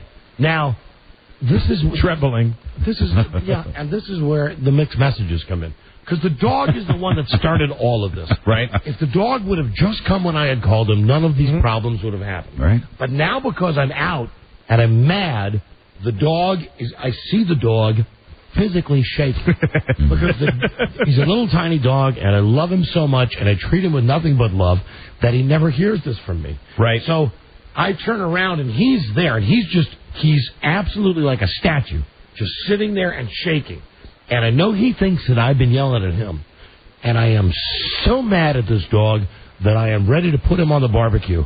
And I turn around, I look at him, and then I go, where's Daddy's boy? Come here, where's Daddy's boy? Of course. Where's Daddy's boy? And once he sees that he's got me, once he sees the tail wagging, I go, come here, give Daddy some look. Come here, give Daddy some look. You know what the son of a bitch does? He goes right back underneath the deck. I ask you not. The jokester. Right back underneath the deck. And at that point... You put him down. No, if I had the firearm, that'd be quite a mess. At that point, I'm standing out there now. High caliber. I'm muddy. I'm cold. Mm-hmm. I've been crawling around on the ground, and I've got this big idiotic flashlight, camp light thing. I'm just looking under my deck, and he's looking at me in the most playful way. Mm-hmm. He's doing this game called Bow Down to Me. Mm-hmm. When he wants some attention, he puts his front paws down, and he puts his little ass up in the air, and we say, come here, bow down to me. So he's doing the bow down to me thing. Right. And I see his tail going 1,000,000 miles an hour. He loves this. And he's just happy. And I said, you know what? I know I'm just talking to a dog, and I shouldn't even repeat these things. 2 words solve this whole thing. You wouldn't have to go through it. Yeah? Raid Fogger. I said, listen, I hope the house falls on you, okay? I mean, I'm saying these awful things to the dog. I said, I hope the house falls on you. You have no idea what I went through for you. You have no idea what I go through every day. How small is the dog? Damn day for you. Tiny. Do you have a leaf blower? That would work. I'm thinking of creative ways that I would have maybe tried. So I'm just standing there the whole time going, I can't believe you, Rudy. I can't believe you. I do everything for you. Mm-hmm. I do everything for you. You piss me off. You sound like Annie in Misery. Yeah, look how dirty I am. And I looked at Look what you made me do. I looked down there and he just give me the look. Yeah. And he's got the tail going back and forth. And finally said, you know what? Screw it. Have a good time tonight underneath the deck. Enjoy yourself. Did you ever think about maybe using a rake? Like a hoe? Like maybe just to reach around the back? Now, which is it? A rake or a whore? Reach around back of his butt and just pull him out a little bit? Like maybe try to I don't know if direct you're still for that. I don't. Or maybe just a little momentary... A little pop right on the noggin, loss of consciousness, go and drag him out. I think you wanted to play, and one thing I've heard about dogs, I think this maybe especially works with terriers, you call the dog's name and you run in the opposite direction of wherever the dog is or wherever the dog's going. He thinks then the fun is wherever you're headed, and so he follows you. That's how you catch him. All I know is that I stood there. Aren't we the Monday morning quarterbacks? Yeah, well, should have called us. I gave him the good long lecture. I would have done with the Next time rape. we have an ice storm, just call Buzz. Let him take care of it. Yeah, right. Call and run. So I finally decided, screw it. You know what, Rudy, you're on your own. When Mommy comes home, I'm going to tell you ran away, but I did my best. That's it. F you, I got 2 other dogs. I go inside, I get cleaned up, and I mean, within 1 second of me standing at the kitchen sink, washing this junk off my hands, I hear this on the outside sliding glass door. And he's standing there like a little pauper. He wants to play. He's on his back legs, and he wants to come inside. Sure, dogs can't play hard to get. And I really wish dogs were a lot more like people. So he's doing this. Joe, don't put through these calls. Don extracted himself instead of eradicated himself. See, this is why you people are only allowed to call during phone. Amen. Yeah. This is why you're only allowed to call during phone. And I don't have a gambling problem. Hey, Kevin, this is not a call that helps anybody. Dude, did you understand my story? Yes, but... Okay, then F off. Rick, F off. Call during a phone scan. I'm not going to waste my time with you. Right. You freaking loser. God, fight me. Oh, you eat me, please. You go do something halfway interesting and write me a letter about it. Maybe I'll read it on our show. Absolutely. Go to hell. Bow down. Go to hell. Go to hell. My doctor just told me I'm living forever. Go to hell. You bastard. You bastard. The only man that I would know. I hope that news didn't put you in a bad mood. What news? That you're going to live. Forever. Because there was part of you, and I didn't mean to say this at the time because it was sensitive. Yeah. There was part of your looking at death. Yeah. I saw joy in your face. Oh, I'm ready for it. I am. I'm just not ready for it right now. Right. So I'm fine. Anyway, that was it with the dog, and that's in essence why you guys are only allowed to call during a phone scan. And the only thing I would tell you, the last tip would be a garden hose set on the high setting. I mean, none of this is going to hurt the animal. Power washer. But even now. But even now. Dave! Mike, the hose is inside. Power washer. The hose is inside because it freezes. Internal injuries. Oh, God. Power washer equals internal injuries. About a cube of steak on a fish hook. Where were you? Right. Just don't let the dog swallow it. Okay. All the pliers in the world won't help you get that out. That's all right. Go ahead. They laughed at Roger Ebert, too. I know. Okay? Thank you. Okay. The mouth of your toes. We have to break here. You know, despite my momentary burst of anger there, which only came out because I'm feeling so goddamn good, we will take your phone calls later in today's show on the rotating random phone scan. Wasn't there just a small part of you that was looking forward to an extended hospital stay? just so you could take it easy for a while. No. I'm here. I'd rather be here than the hospital. They'd bring that little dog in for you. Where we could create a whole deck. Now, here's the question. Yes. Who's older? Your girlfriend or my dog? Because don't forget dog years now. Oh. Dog years are how many years? About 6. About 6 or 7. Yeah. Oh, 7? How old's your dog? 2.5. 2.5? So that's your dog 14. 14, yes. 14 and a half. Yeah, my girlfriend's much older. Oh, I should rename my dog Hillary Duff. Much older and couldn't be lovelier. No, I know. And Mike, can I say something? Yes. I think we're all looking forward to meeting her. Yeah. Okay. That is so funny. We'll be right. This is the Don and Mike Show. Me? That's why the bosses sent me out here. They wanted me to make sure none of the other crews robbed the joint. Like these two balloon heads over here. They were going to try to bang us out of $200 grand? Yeah, right, I'm sure. The Don and Mike Show.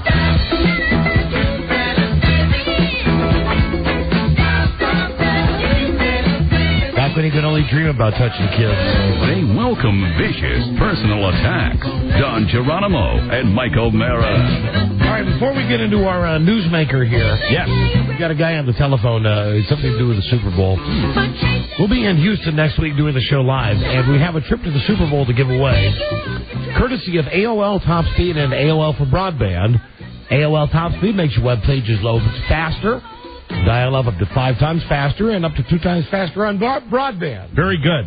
Now, did I seem to be selling that when I was reading that? Yeah, I thought you were giving it your heart and soul. No, reading like you do every day. Memorized it. Not reading it, memorized it. Right. Here's where we stand. We are giving away the trip. But here is the news we've received, I guess, from the NFL. Oh, and my favorite broadband, it's a tie. The Supremes and the Go-Go's. Oh, I'm a Bengals guy all the way. Who can choose? And now, would you call the B-52s a broadband? No, because they have the guy in it. Yep, yes, see me. Yeah, that guy.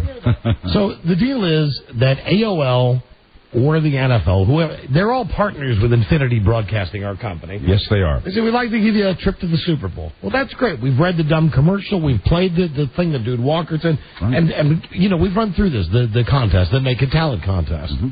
We get this from a guy named... Now, how are you going to trust this guy?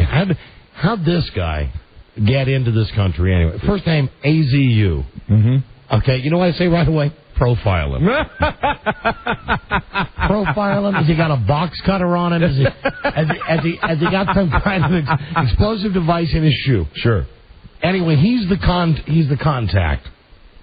Oh, his first name is John. Last name, Azu. Still. Oh, well, but it's a little different. Still, if he was in the military, he'd still be Azu. Well, the first name, you got to backpedal from that a little one. There's no H in Jonathan. It's a cover. It's a cover. He doesn't like to say die. Well, Mike, listen to this content of this letter. Okay, that's funny, but wouldn't it have been more fun if his first name was Azu? Well, he signs Azu. Uh-huh. The email that he sent was signed. And better yet, what if his name was Gazoo? That'd be great. That'd be great. Tammy, I spoke with Cameron, that's the program director, and Charlie, he's our super producer. Right. As I was telling you, the NFL is very sensitive to the use of the Super Bowl mark and is not approving nudity in any Super Bowl promotions. Cameron told me that Don and Mike are going to do the promotion, but will be taking the nudity out. Can you send me some tape on what the promotion will consist of now? Thank you. Listen, here's the deal. Here's what we're going to do. We're not going to gyp you guys out of the Super Bowl contest. But this is just goddamn ridiculous that you can't have naked girls, not even doing anything sexual, in this contest. When you look at well, we're not sure. On the radio. Yeah, I mean, we would hope that somebody might do some exotic dancing, some interpretive creative dancing. It's radio. It's radio. One, it's radio. They could be wearing... hate these guys telling us what we can't do. They could be wearing clothes. They couldn't be wearing clothes. That is irrelevant. The NFL sells sex. Mm-hmm. We all sell sex. Right. Hey, AOL... You sell sex, even though you'll say that you don't direct people to the dirty sites. I see even the news headlines on AOL that pop up. How are Jennifer Aniston's boobs bigger in the movie? Right. Almighty. Exactly. Click here to find out AOL members. So kiss my ass on all of this. We're going to do one of two things. We are going to give this contest away, and I leave this now up to AOL and to the NFL. It's either going to be the great contest that we had planned on and people have already called for, the all-female naked talent show, or on Thursday, it's going to be the most boring contest ever.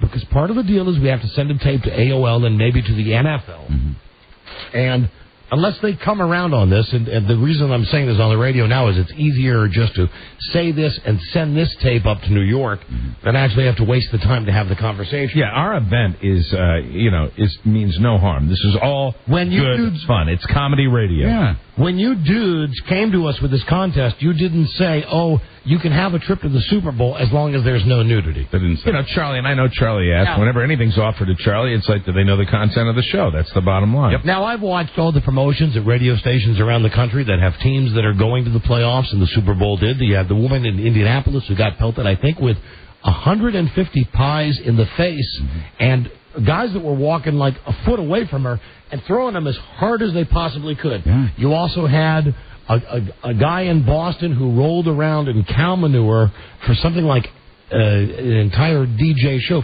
4 hours, something like that, trying to find a key that would open a chest that had a pair of tickets. It's obvious the NFL has no problem with people humiliating themselves to win a Super Bowl contest. Right. As long as there's no nudity involved. Right. So our contest on Thursday will either be come down here and flat out humiliate yourself. And we don't even want to be a part of it. Just whatever you're going to do to humiliate yourself.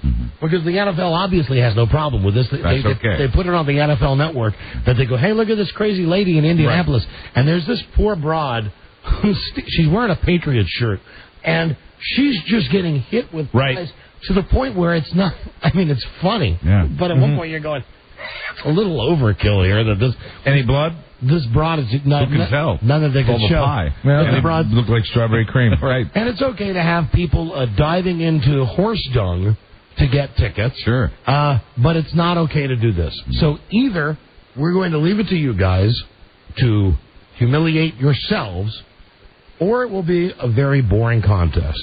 Let me explain on Thursday, if that's the route we have to go to give this contest, this trip away, this is how we'll do it. Mike would be the caller on the phone as we searched for the perfect contestant for the NFL. Hey, Don and Mike show, what's happening? Hey, Don. You like football? No. You like the Super Bowl? Not really. You heard about AOL, how fast it is? Nope. Do you care about that? Not really. Who's your favorite team? Don't have one, really. Do you know AOL Top Speed makes your web pages load faster? What? You know what broadband is? Nope. I like your show, though. You want to go to Super Bowl? Well, I guess. Nah, forget it. You lose. I want somebody even worse than that. And Mike just did it absolutely perfect. Let me try harder. Let's try one more time. Okay, we'll just cut to the very end then. All right. Do you want to go to the Super Bowl?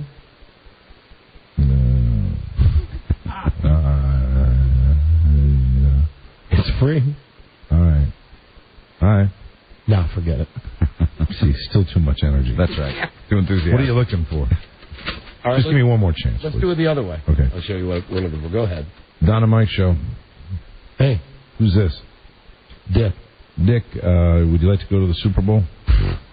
No effing way. You're the big winner. Shove it. Thanks, Dick. Please stay on the line. We'll get your information. I don't want to go. Hold on a second. No, now you're making it too interesting. Is there a webpage I can fight? Is there a webpage I can go to? No. Something like MSN? Yeah. I love Microsoft. All right. Dude, that rocks. Man. Dick, let me ask you. You called. What were you calling about? Was there a contest that you wanted to hear that you didn't hear today? Oh, I wanted to be in your naked contest. But you're not a woman. Oh, I had wanted my wife to. Oh, really? Your wife was going to come down here and sing for us naked? She's hot. She's a whore. Really? Yeah, she's beautiful. I'm sorry, Dick, but the NFL wanted us to do it this way. Well, they suck. Super Bowl sucks. I don't want the contest anyway. Thanks for listening to the show. Yeah, your show sucks too. All right. Hey, what time does Bill O'Reilly come on? He's on before us, Dick. That's a good show. There's a way. Thank you. Little theater there. Yeah, I love that. Live theater. There is a way we can do this, and we can involve you guys. But now the answer lies in the hands of John, Jon. Always be wary of a John that doesn't have the A. Very dangerous. John as in Peters. Mm-hmm. John Azoo, who apparently works for Infinity and should be in a zoo somewhere. Hey, Dick, what do you want? We'll either do it our way or we'll do it the other way. Right. Okay? Pick one. NFL likes sex. Don't tell me the NFL doesn't like sex. And what I think is, nobody from the NFL knows about this. Right. Nobody from AOL even cares. This is the Infinity guy who's the liaison. All their bluff. And once again, at Infinity Broadcasting, the company that is constantly being fined by the FCC, and Infinity's response is, we respectfully decline to pay the fines. Mm-hmm. The ones that this company's coming after. Why is it always us? Internally. Is us. Mm-hmm. Pumas down in crevices. And we've not been fined by the FCC. I'm sorry. I didn't mean to just say that completely. I felt that I sounded a little like Tommy Smothers there. But we've not. We want to do a funny contest. We want to do contests. Entertaining. Why are they always coming down on us and everything? So anyway, stay tuned, folks. We'll let you know. We're going to give away the trip, of course, on Thursday. Either it'll be great or it won't be great, but either way, it'll make history. Mm-hmm. And now we have on the Don and Mike Newsmakers hotline, as long as we're talking about Super Bowl XXX and sex, there are supermodels who are participating at a tackle football game. I like it. It's a pay-per-view deal called the Lingerie Bowl. And it's being run by, well, frankly, I'd have to run this guy through the same deal, through the same metal detector. First name, Omar.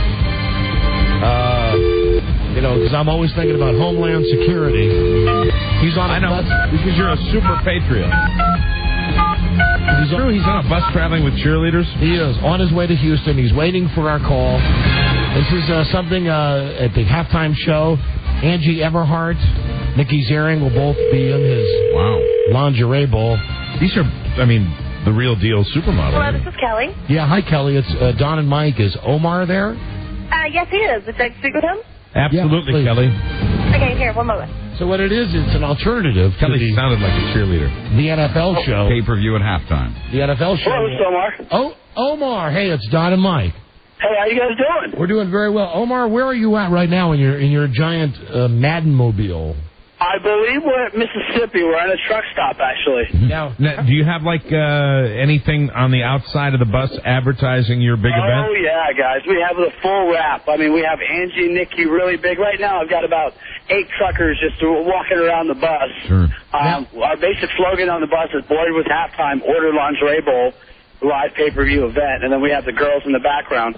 Yeah, this thing gets a lot of attention. Now dig this. The lingerie bowl, the way it's been explained, it will have these famous, beautiful models playing tackle football while wearing the FME suits and cleats. So they're really going to play a real game of football in their underwear. Yes, they're going to have minimal protective attire, but there will be protective. They're going to have protective helmets, custom made. They're not NFL helmets, of course. They're not going to be using iron. Right. It's going to have like a mini shield, so their faces will definitely not be covered, but definitely protected. Now, would that be a panty shield or a shield for their face? No. And then the only other pad that they would have is a shoulder pad, which only would come down to a little bit shy of the or lower of the clavicle, so it's not covering the killing chest me. area. Yeah, that is too. So where in Houston? We're going to be there next week for this Super Bowl. Where in Houston exactly will you be having this pay-per-view at? Actually, we're actually going to have it in L.A., Los Angeles Coliseum. You're going to have it in the Coliseum, so you're going to be playing on turf. Yeah, right. Yeah, grass. It's not artificial. It's the actual, it's the real deal grass. Now, obviously, how much time do you have in the halftime of the Super Bowl? How much time total will this game be? From what we have, anywhere between 27 to 32 minutes, if I'm not mistaken. Wow. One person that we do have, which obviously has the knowledge, is Sandy Grossman. I don't know if you guys are familiar with him. Yeah, right. No, he's a very famous director, producer of. Didn't he used to work for CBS or Fox? Fox, yeah. He's an 8-time Emmy Award winning the Super Bowl director. So, I mean, he's on board. So that, adds a lot of legitimacy to the event. He's going to look good on his resume. Hey, on all of ours. Basically, this event is given to be sexy and competitive. These girls are practicing. You guys know who's involved. There's Lawrence Taylor, Eric Dickerson. What I'd like to do, guys, these girls here, like I said, I've got a tough job. I'm on a bus tour with 10 hot cheerleaders, 5 for each team, Team Dream, Team Euphoria. But why don't I let these girls talk to you guys? I know you guys probably sick of my voice. Omar, here's the deal. We're going to break because we came to you late. Let me call you back. Okay, call me back, guys. Right after a commercial set. All right, talk to you guys soon. Get your girls ready. Okay. Not a problem. Okay. Bye-bye. Call you soon, Omar. I like my favorite part. The shoulder pads will come down just below the clavicle. So, he can't come out and say, so you can see the breast. Right, but that's what I think he wants to say. And Rob, this guy is a listener of our show. He said he grew up listening to you guys. Grew up listening to the show. Excellent. All right, so that's that. Now, see, the NFL has nothing to say about that. That's right. They nothing to say. Well, they don't have any control over it. Yeah, of course they don't. They hate that. They don't. Boy, this sucks on ice. This Jonathan Azu. Is it Azu or Izuzu? Zuzu. Either way, we'll get this figured out. We'll talk to some of the chicks. Well, now these are the cheerleaders. These aren't the girls who are going to be playing. They're going to be cheerleading on the side for the supermodels. So they got to be hot, though. They've got to be. You know they are. I'm thinking I got to watch this. They got to be so hot. Yeah, I know. And why not in Houston? Why in Los? Well, this is why I guess we should talk to the guys. It's at the L.A. Coliseum. Right, we'll talk to them. Right. With Sandy Grossman directing. And don't forget LT and Eric Dickerson. Yes, sir. Well, that's, yeah, I know. Are you thinking the same word I'm thinking? Yeah, right. Sad. Right. Sexy and competitive. Be right back. We'll talk to this guy and hold on when we come back. God damn it! My list of notes is I am missing it always. Where is the Pope? Remember, I told you on Friday the Pope said that Mel Gibson movie is okay? Yeah, The Passion. Thumbs up. The Pope is pissed. Oh, he's pissed at the movie? Pope don't like that movie. Oh. Pope don't like that movie. I got So the Pope was misquoted. I have Apparently. Pope news, something about Friends. Here's a great one. This is too good. You know Stephen Hawking? Yeah. You know the guy? Right. Maybe we play a game? Yeah, he's in a wheelchair, and he's one of these dudes that talks with the... He's got ALS, right? Yes, Lou Gehrig disease. Right. Anyway, cops are looking for his wife because he's been assaulted mysteriously many times. Oh, no. And they think that, they think she was beating him up? they call it torture, Mike. Oh, wow. Is what they call it. They say that Hawking has had heat stroke and burns. He's gotten so he can type OW exclamation point really fast, but But the cops. Oh man. The cops are looking for his wife.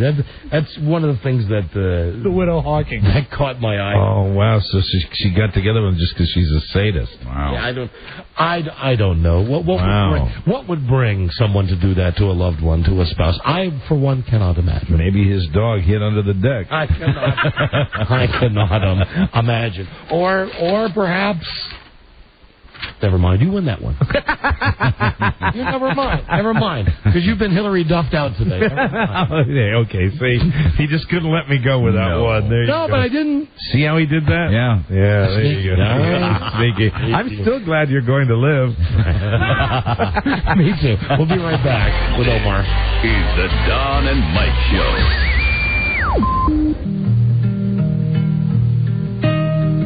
Michael. It's a new year and time to get a new wireless company. Switch to Singular. Take advantage of the amazing deals Singular's offering right now. You'll be delighted with Singular's rollover minutes.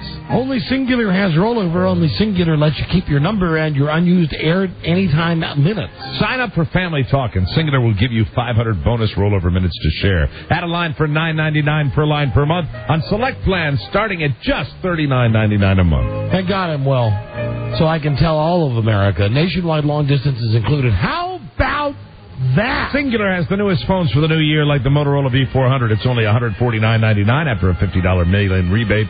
Got the built-in camera, picture, caller ID, voice dialing, cool ringtones, and it plays all the MP3s that I love. You know who I call with my rollover minutes? Who? Sam Huff. Huh?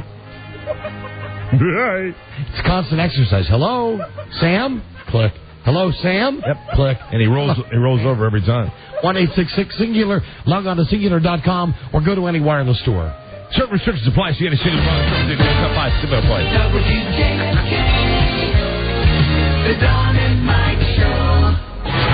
This is the Don and Mike Show.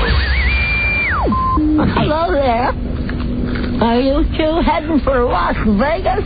Yeah, we're going to score. Oh, well, I hope to score big there myself. I'm mostly going to be doing the slots. Yeah, I'm hoping to do some sluts, too. Yeah, they have a lot of sluts in Las Vegas. Oh, there's so many sluts who won't know where to begin. Whoa. Hey, buddy, this chick is pretty cool. She says there's going to be tons of sluts in Las Vegas. Cool. It's so nice to meet young men who are so well-mannered. The Don and Mike Show. You can call Don and Mike anytime from anywhere in America. 877-365-3636. They're ready to believe. Don't it be your problem. The leading cause of obesity in America. The Don and Mike Show. Well, Alan, line one. I like to call Mr. Can Do. Yeah. Just had a little conference with me in the men's room. and boy, is he absolutely unfazed by the fact that this Super Bowl vacation trip thing is going down the crapper. Really? He's nonplussed, but he will look into it, he said. Is he unfazed or nonplussed? They're two decidedly different things. You know me, Mike. I'm a mystery. So we don't know if he's really upset about it or if he just doesn't care. What if it's a combination? No. He's upset about the fact that we're upset, but he really doesn't care. Mail. Really, the most important thing, did you remember to tip him when he gave you your towel? Yes, Alan. Did I? He's a hands-on GM. I said, listen, watch out, Alan. Watch out. Here's my tip. Watch out for Stephen Hawking's wife. Because this sounds like a very evil woman. This is funny. The more I read this, he's the guy in the wheelchair. He's been on Star Trek. He's been on The Simpsons. Been on Letterman, right? And I guess he's famous for other stuff. He's obviously I'm saying it kiddingly. What's his book? He's got the big famous book about the. It's called I Can't Move My Legs. No, I don't believe it's called that. I think it's called The Universe or something. The book is called My D Doesn't Work. No, I don't think that's it either. I'm not sure. So A Brief History of Time. I am Mr. A Brief History of Time. I am Mr. Burns. It's called Keep Her Away From Me. Yeah, obviously. That'll be the new book. All right, so the cops call it torture. A nurse says there were heat strokes and burns. Even though he's got ALS, now he... We mean heat stroke like he'd been left out in the sun or something like that? Yes. He has ALS, but now because of what they think his wife has done to him, I guess before he could move some of his fingers, now he can only move some of his fingers part of the time. Wow. And he also has pneumonia. So watch out. I think the suspicion is his wife has something called Munchausen syndrome by proxy, which is a thing that makes you hurt other people to attract attention to yourself. Is that anything like Baron Munchausen? Yeah. Which is one of the great Robin Williams movies? Right. Yeah, Monty Python movie, wasn't it? No, I think... Wasn't there... I know I read the Robin Williams thing in his filmography the other day. Was Robin Williams in The Adventures of Baron Munchausen? A lot of people were, but it's mostly a Terry Gilliam film. Yeah, So you're both right. He's a Python-y. So here's what the Pope says. Mel Gibson's doing this movie, the Crucifixion of Christ, the Passion of Christ, about the crucifixion. And the story last week was that the Pope said, I think the quote, here it is, "It is as it was." Remember? Which was, I thought, a pretty powerful quote. Yeah. All right, well, now the Pope says, no. Yes, he did write, it was as it was. It is as it was? It is as it was, but he didn't mean it. And the Pope says, listen, I take it back. Has he said anything else, or is he just rescinding his rave? I think mainly the Pope, all he pretty much says is, change me. Yeah, I mean, the way he looks on TV, you're probably right. Everything is coming from the Catholic News Service. And they are probably don't want to stir anything up right now because of the climate of this film. Apparently there are many Jewish groups that are very upset about this movie. Yeah, right. Well, it maligns Jews. Hi, Rob. How you doing? Good. The movie The Passion. I understand that Dr. Stephen Hawking, he said he'd give it a thumbs up if he could. He can't move his thumb. However, the Pope has beatified a monk. And the reason that he has bestowed this treasure on the... Beatified? Beatified. Beatified sounds like something you heard him. Like he do what Stephen Hawking's wife was doing to him. Or what I did to my penis this weekend. Beatified. Don't you say that actually every time you're going to do that? You kind of you're naked and you look in the mirror and you point down and go, you're going to get beatified. Like Chris Rock. Scream all you want. It's beatified time. Anyway, in the 17th century, there was a guy named... Willie. Marco Daviano. Marco Daviano. And he led Christians into battle, and the Turks that they were fighting left behind coffee beans, and this guy figured out how to make cappuccino. I'm not making this up. This comes from the Vatican. And what, are they going to put pictures of him up in all the Starbucks? The original cappuccino that was made in the 17th century was too bitter, so this guy added honey, milk, and cream. Wow. And now the Pope has said, I don't like the Mel Gibson movie, but this dude, I'm going to give this dude some kind He's a saint. There you go. Is that a saint? I mean, is beatified? To beatify simply means to proclaim to be blessed. So the Pope has declared this guy blessed. Okay. Well, if he made him a saint just for making coffee. It also means to make somebody very happy, which is what Don did with his thing this weekend. Beatified it. Beatified. Very happy. Well, I would say if they were going to make him a saint, then I would have said that the family of the late Joe DiMaggio ought to be contacted. I agree. I mean, if we're talking about sainthood equals coffee, how do you not... Mr. Coffee. How do you not put Mr. Coffee in it? Mike, let me just say something to you. Yes. How you doing? How you doing? How you doing? Yeah, how you doing? Friends. Friends. Yeah. You know what? You're obsessed with... I am now How seeing a you pattern. doing? We have a Friends story at least every other day on the show. The reason is, look The at the reason paper. is you Look at are the passionate about Friends. No, the show's coming to an end. They're doing the last episodes, and I told you I'm the last guy in the world with the how you doing. I mean, I can't really comment with authority because I am responsible for zippy show prep on this show. But I will tell you that you didn't pull this one out from the back of the rack? No. Only because Your love for Joey? No, because I bring it up. How you doing? And let me say already, going on record, next year. You're going on record. And you love saying that. I do. Next year, Joey. Right. Mm-hmm. The show Joey? Quote, Joey, unquote, right. Smash hit. Thursday night, 8 o'clock. All right. Now, normally I don't do this to you. I don't look this far ahead. It normally involves baseball and things like this, but I got something. I'd like to make a wager with you. All right. You think it's going to be a smash? Top 10. Think it's going to be a top 10 hit? Sure do. All right, then I think, would you be willing to watch every episode? You bet. And give us a summary every day? Count on it. And the day after? Can I TiVo it? Yes, of course. Got it. Anyway, here's the thing about... Here's the thing about... We'll get into the third week and you'll be like 6 weeks behind on your episodes. How you doing? How you doing? That's right. Friends, how much do you think a commercial will cost on the final episode of Friends? 30 seconds. Well, I know the Super Bowl is up over $2 million now, and I would say probably it wouldn't be as expensive as that. Pretty good. And I would say probably be about $1.5 million. $2 million. Right, $2 million. So it is almost as much as the Super Bowl for 30 seconds. And also there is something here. Money well spent. Also from NBC. This guy that's the president of NBC, this guy Jeff Zucker, and everybody cuts him slack because he beat cancer. Yeah. So because he beat cancer, no one wants to critique this guy. Yeah, but sometimes he zucks. Anyway, Kelsey Grammer, who's just a tool that likes taking his shirt off on TV. Oh, and sitcom star Gone Wild. Here is his quote now. We're talking about the president of NBC. Jeff Zucker, who says, quote, and I'll read it to you exactly as he said it. Read it just the way Jeffrey would have written it. I'm proud of Fear Factor. I'm proud of our entire lineup. I'm sad we're losing Kelsey Grammer as Frasier.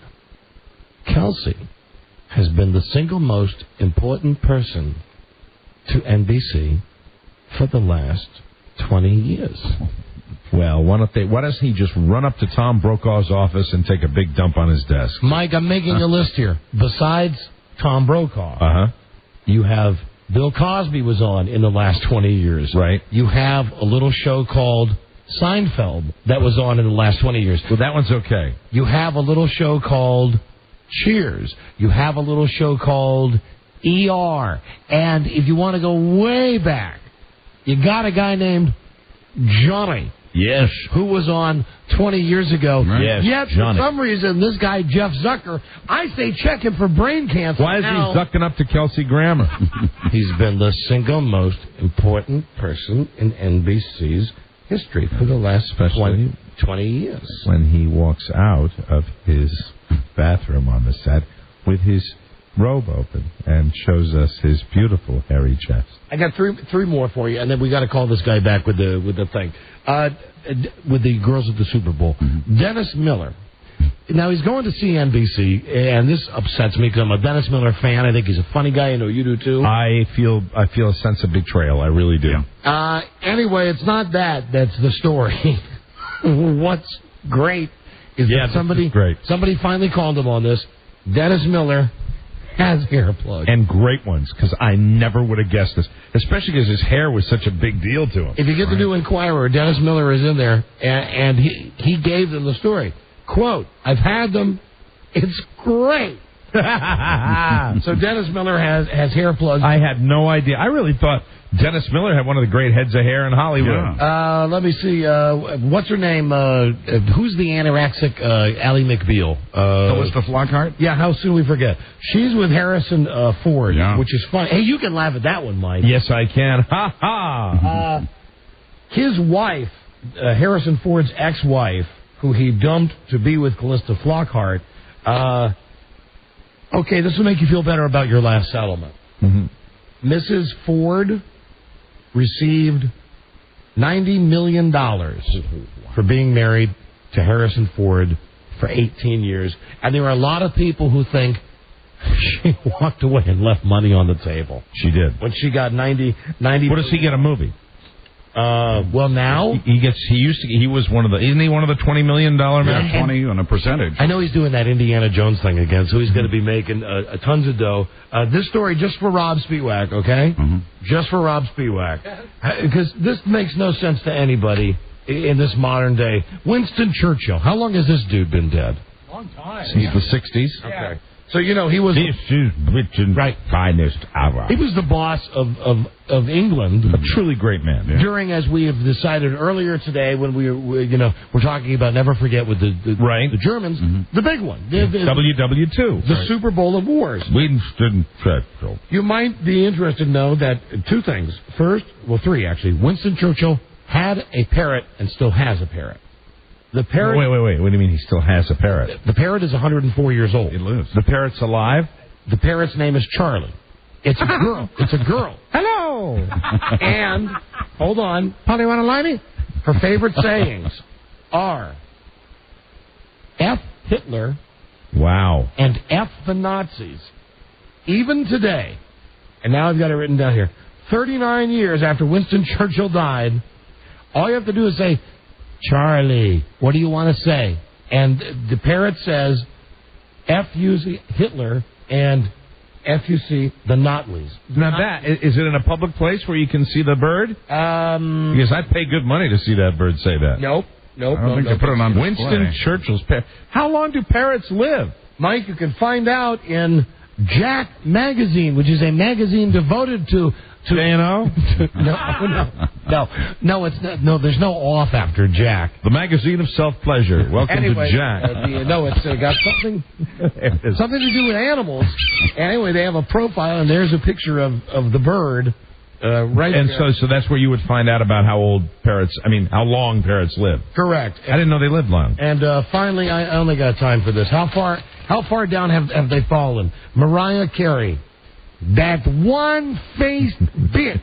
Yeah, I saw a picture of her over the weekend. So she came out a while ago and announced that she would only be doing smaller venues. Right. That she was tired of doing the mega stadium shows. Right.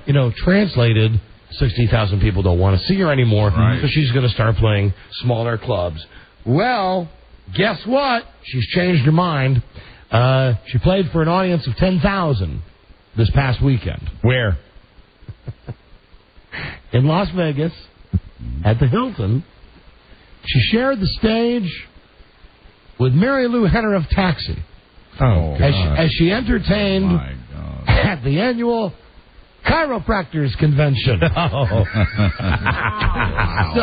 Oh, yeah. Like a month Got to ago, pay the light bill. when she's going squirrely, right? Everybody says, you're going squirrely. She said, no, I'm getting back to my roots. I'm going to make my music. I'm going to do the small venues. My fans, my money fans will love me because I'm now it's more like she's going wherever the gig is. Great singer.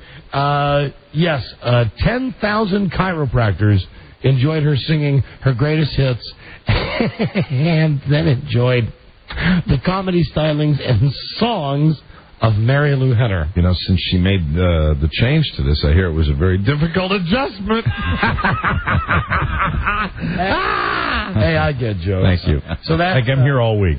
That's it. And Rob, I don't have the one here. Ugly hate mail sent to Margaret Cho. Oh, you don't need that. I don't have that, but will you just give me a copy of the letter? Just for snitch? No, didn't you write it? Oh, okay, yeah, I got it. All right, that's all I got. And you need a lot of backbone to do those small venues. And now, very quickly, before we get to your phone calls, which we've not gotten to at all today, let's call Omar back. Omar Mortaza, who is traveling with cheerleaders for the lingerie battle. The lingerie bowl, but they're going to have halftime of the Super Bowl. The guy is putting this on pay-per-view with Angie Everhart. And is she married to, what's his name, to Jason Sehorn? Is that the one? I think so. And Nikki Zaring. Hello, this is Kelly. Hi, Kelly. Hi, Kelly. This is Don and Mike. How you doing? Good. How you guys doing today? We're doing great. Are you one of these supermodels playing football on Super Bowl I am Sunday? one of the models cheerleading, yes. Oh, We have 9 cheerleaders on our team. So 9 cheerleaders. Yeah. Angie Harmon that's married to. Oh, right, not Angie Everhart. Great. Thank you, Mike. And not to be confused with TV's Angie, Donna Pascal. Right. TV's Angie. So you're just a cheerleader. How's... Yeah, not just a cheerleader, but yes, I'm a cheerleader. Well, is it frustrating, It's a Kelly? dream. Do you want to strap on the pads yourself and get out on the gridiron and play? I can do it, I swear. What's the biggest cheer that you've practiced already? Is there a cheer? You know, is it like first and 10? Yeah, we have a do few it cheers, again? yeah. You know, don't get in a rut. Kick him in the nut. You wouldn't say that with the women, though, because they're not going to have any guys. Just women. Oh, that's right. What's Omar wearing right now? 23. What am I wearing right now? He's wearing our lingeriebull.com outfit. Oh, dear. Yeah. You're just a little promotion machine, aren't Nikki's you? Yeah, earring. that's it. Nikki's earring such a hang. Come on, girls, kick her in the vag. Yeah, well, you know, Angie Everhart and Nikki Ziering, they're both quarterbacking our teams, and Eric Dickerson's going to be coaching Team Dream. Now, I've got a Mark serious Taylor will question, be for, Kelly. you know, Kelly. Chase and swallow. Or I'm sorry, it's chase and follow. We all swallow. God, I'm not going to get any of your cheers. Good cheer. Hey, let me ask you a question, a serious question here, Kelly. Okay, Mike. Serious question. Angie Everhart, Nikki Ziering, big name models. They're the quarterbacks. Are they the quarterbacks just because of their names, their big names, or is this based at all on any athletic ability? They definitely have athletic ability. They've been practicing. They're ready for this. Definitely. Could you describe the outfits you're going to wear for the cheerleaders during the game? Sure. Actually, here, I'll have Lindsay describe it for you. Put Lindsay on the phone. Put Lindsay on. Sure. Let us meet. Hello? Hello, Lindsay. Hello, Lindsay. Hey, how are you guys? How are you? I'm great, thanks. Please to describe. Outfit? Yes, please to describe the outfits. Rob just wrote a great cheer. Are you talking about the outfits for the cheerleaders? Yeah, no, for the cheerleaders. For the players. Fee, fi, fo, fum. Our stomach is full of... Oh, my gosh. No, they would never do that. That would be horrible. That's a good one, Rob. Who just did that cheer? That was Don. Oh, wow. Yeah, we were just wondering. You better come to our practice. I'm going to have to teach you how to cheer. So what are the outfits you're going to wear? What are they going to look like? Well, we are wearing these cute little lingerie skirts. They're kind of like cheerleader outfits, but, you know, a little shorter than usual. Little laces, little tie top, a lot of midriff showing, little cleavage. Team Dream is blue and white, and Euphoria is pink and black. Will you be wearing thongs? Are we wearing thongs? Well, we have the little ruffly panties that go underneath. Oh, panties. Full panties, yes. If you're a fan of anal, hey, don't pout. We love doing it where food comes out. Oh, my God. How about we do a cheer for you guys? Are you going to do a cheer for us? Yeah, you ready? Yeah, please. Let me get my girls together here. Get them all together. Blue jerseys, white pants, no helmets, big implants. The lingerie ball is here. Team Dream and Euphoria. This is our year. Whoa! It's amazing. What if Omar? We had to talk to Omar again. Is he the only guy on the bus? Oh, no, he's not the only lucky guy on the bus. Will you put Omar back on? Okay, hold on a second. Thank you, Lindsay. Hey, guys, what's going on? Omar, you getting laid on this trip? No, we've got other contracts written up. All right, Omar, this is on at halftime of the Super Bowl, the Lingerie Bowl. How much? It's $19.95, and again, for the $19.95, you're obviously getting the halftime game, which will consist of 2 10-minute halves with a 5-minute halftime. Is there any nudity at all? There will be a musical act, obviously, during the halftime, and we're also incorporating a pregame show. Will there be nudity? Oh, nudity? Well, it's live. Anything can happen. Yeah, that's a great answer. You're going to sell a lot of the pay-per-views with that answer, Omar. That's our goal, buddy. Now, you say you have a contract. Hold on, Omar. You have a contract where you can't touch the girls at all? Well, yes, I mean, of course. I mean, this is more of a business venture at first, Yeah. and then we'll see where relationships go later on in the year. You crack me up. That is I'm going to pass you over to one more girl that I would love. Oh, yeah. All right, one more skank. He can't help it. Here we go. Hey, you guys. Hi, Skank. Hi, who's this? Hey, it's Amber from Orange County. Did he tell you that Tracy Bingham and Kylie Bax are going to be sideline reporters? No. Oh, yeah. Attacking a big white bitch. Chicks involved in this. It's That's going to be awesome. great. Wow. Yeah. Okay. So you guys got to check it out, okay? Football fun, Rob. Another great one. Football fun, plain and simple. Shaved crotches, huge nipples. We're writing cheers for the game. We're gonna submit the cheers Oh, that's pretty good, Rob. to see if Well, that you got to happens. find, your cheers have to rhyme. They can't just be random. Oh, they rhyme. They were we were trying to rhyme, but it would have been Football. You know, it's really hard to make a word that rhymes with euphoria.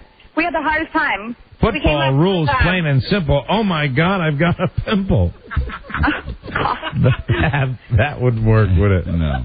No, I don't think so. Sit down for the Super Bowl. Have a feast. Don't look between my legs. Oh, my God, it's yeast. Don't say it! Oh, God. Lots of viewers. That's our wish. Oh my God, it smells like fish. I like Archer's better. No, we're just we're thinking on the fly here. We really are. How's Omar You're doing doing? a crazy job. I don't know if Michelle Being in the lingerie bowl. like that too much. Sure does make me Lingeриebowl.com, LINGERI. Sure does make me thirsty. Sponsored by Potty to take my mind on the Check it out. fact that I've got herpes. It's a rhyme. They're still going with their Thirsty? You guys. How about Slurpee and herpes? Slurpee. I'm so Oh, my thirsty. God, you guys are so... I'm so thirsty. I'm so thirsty. I bought some Slurpees. Oh my God, I've got herpes. That is so wrong. Just trying to help. Our beauty will make you pant. Oh my God, I've broken implant. A real cheer? A real cheer? Yeah, go ahead. A real cheer. Okay, ready, girls? Yeah, go ahead. Ready? Here we go. Ready? Yes, you guessed it. Don and Mike are here. Team Dream and Euphoria. This is our year. There you All go, guys. All right, thank you, Omar. Listen, do you have a website or something to promote this, Omar? Say it one more time. Do you have a website or something you want to push? Yes, please. It's www.lingeриebowl.com, and it's LINGERIEBOW.com. Right, lingeриebowl.com. Omar, talk to you before the Super Bowl, dude. Good luck. Hey, definitely. Are you guys going to be going to the Super Bowl in Houston, or are you guys going to be in L.A.? No, we're going to be in Houston. Okay. We're just going to throw out some tickets, but let me know if you guys want to do some contests or anything as well. I'll talk to you guys. All right, Omar. Talk to you later. Thanks, guys. Thanks, Omar. Bye-bye. Bye-bye. What's selling the big event? That's his rap. Oh my God, he got the clap. Getting airtime, that's his shtick. He's Omar. He's a pimp. Lots of models. All right, this one comes from Joe. Haiku. Joe. Lots of models doing stunts with big fake teeth and big hairy. Can't do it. Can't do it. Listen, there you go. This music means it's phone scan time. All right. They're taking the whole show. I think they're taking one call today from some guy who just rubbed me the wrong way. So come on, rub us the right way. Call in now. Anybody can get through on the rotating random phone scan. Phone number 877-365-3636. From Canada, call 800-636-1067 and DC 202-432-1067 for the rotating random phone scan. Mine. Watch the game, see who scores. You'll all love our half-nude whores. We'll be right back with your calls on the phone scan. This is the Don and Mike Show. Oh, my God. Ray, you know, most husbands like cuddling with their wives. No, they don't. Yes, they do. No, nobody likes that. Nobody. The only time a guy likes cuddling is if he thinks it's going to lead to lower. Mike Show. Yeah. We rock, man. Yeah. Rocking the reservation. What's up, Doc? How you doing? The Don and Mike Show. Right on. We're going to figure out this Super Bowl trip on tomorrow's episode. Yes, we are. Plus, tomorrow... Never mind. tell you about it tomorrow. Rather not talk about it today. Tomorrow, I was thinking a celebration of your life. Because I am going to be alive. Because you're going to live. I'm going to be alive. And a celebration of your wealth. Thank you. Yes, because I hit a jackpot in Atlantic City. And a celebration of us going to Germany together, my friend. That's 3 big celebrations. Buzz, you got to kick in here. What do you want to celebrate? I got nothing.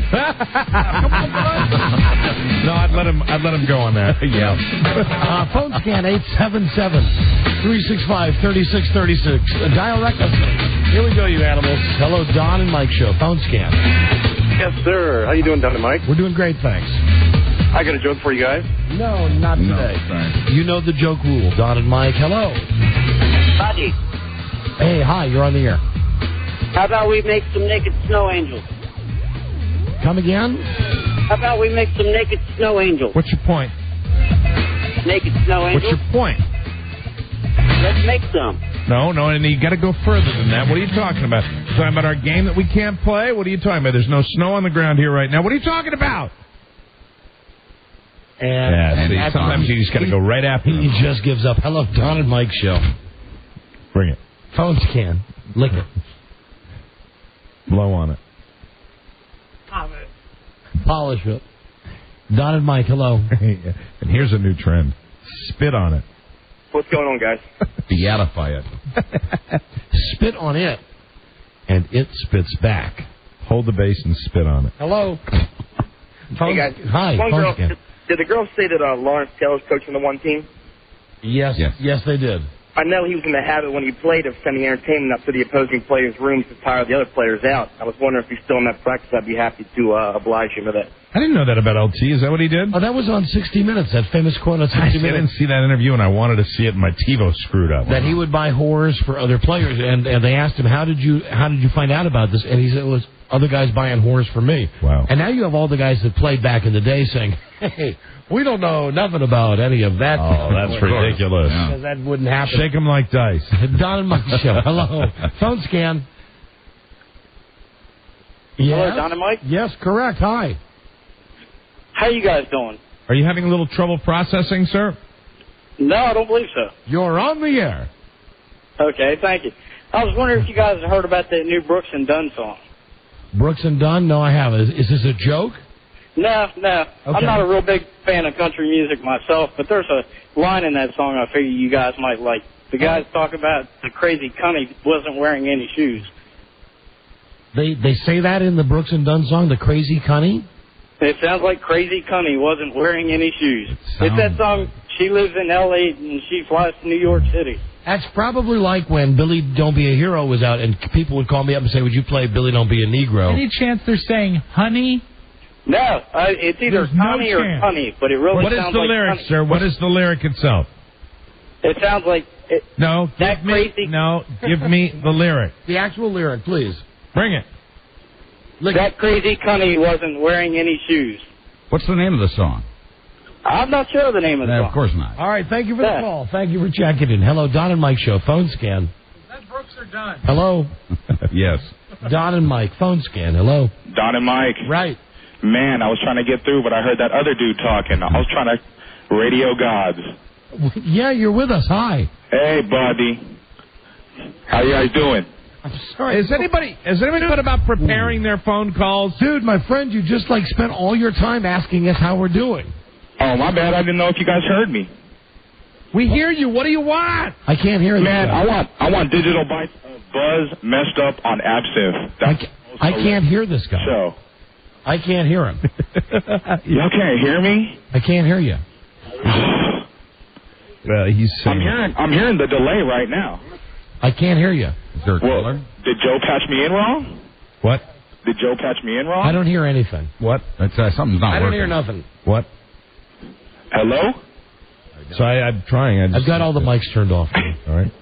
So Hello? They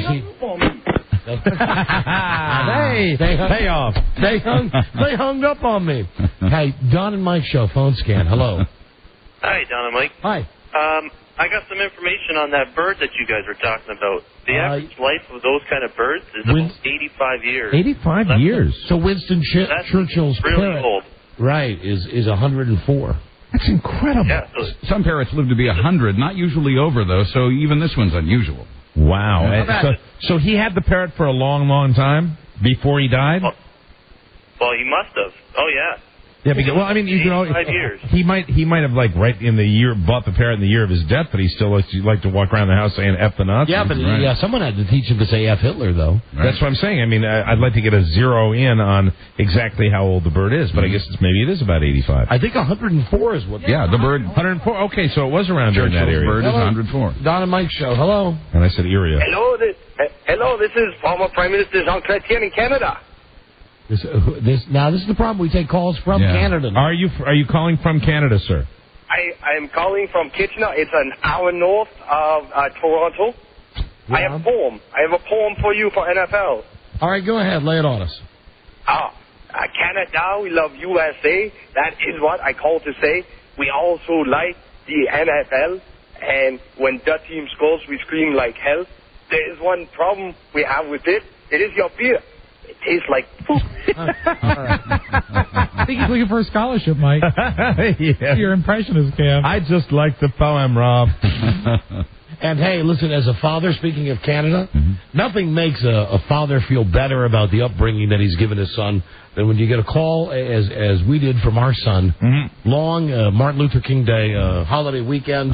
Hey, Bart, what are you doing? I'm going to Toronto. Hey, why are you going to Toronto? Because it's only 15 hours away by car. I say, what's in Toronto? Uh-oh. Some guy who's got a place. Really? Wow. You know, it's a college road trip. Young and well, fancy. I know what, being a young man one time myself. That's and what they do. Hearing that town, I know what Toronto's known for. Which is what? Titty bars. Well, more power to him. Like there's not enough of those in Greenville, South Carolina. So anyway, his world tour included Toronto, then Charlotte, then Columbia, South Carolina, and then, for whatever reason, a day on the town in Atlanta. In Hotland. Wow, that's quite a road trip. Sure is. And you know how my son gets to go on all these trips? It's not because he's a great kid, and he is, not because he's popular, but because he is. It's because he's the only one with a parent dumb enough to give him an Exxon card. So when somebody says, hey, I know somebody in Toronto, they say, oh, let's go find Bart. Bart's got a car. Is he with upperclassmen? Have you been able to determine whether he's, I mean, I think Animal House whenever I think of college. No, now they took advantage of Flounder with his car. He's with kids his own age. Okay. And he's all Radio God. They're all freshmen, and he loves just flipping Frida and I out. Sure. Just don't, where will? Hold on a second, my friend. All right. You say, okay, you're going to Toronto. Where are you going to be staying? I don't know. With some guy? Yeah. Or even just a couple of nights ago. Where are you at? Between South Carolina and Atlanta. Where'd you stay last night? SC. That's University of South Carolina. Where'd you stay down there? Someplace. Who are you going with? Some guys. At some point, you just have to say, whatever's going to happen is going to happen. Yeah. You can't stop them. You've done your job. Yep. I mean, but Jesus Christ, Toronto, Atlanta, Charlotte, and they don't send you those grades, right? Right. Right. But at some point you'll know. Yeah, I'll know when he's back on my couch. When he moves back in. That's when I'll know. That's when I'll know. Yeah.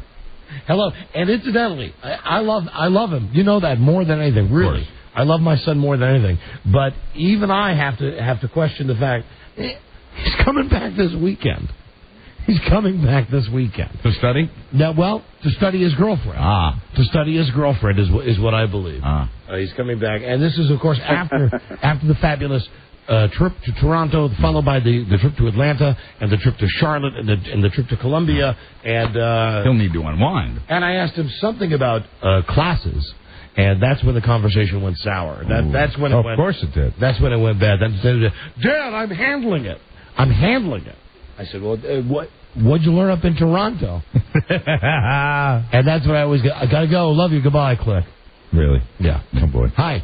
Radio guys, how are you? Don and Mike show. But the great thing about that, Mike, looking at it from all sides, at least he's not a girl. Because if he was like with your daughters, right?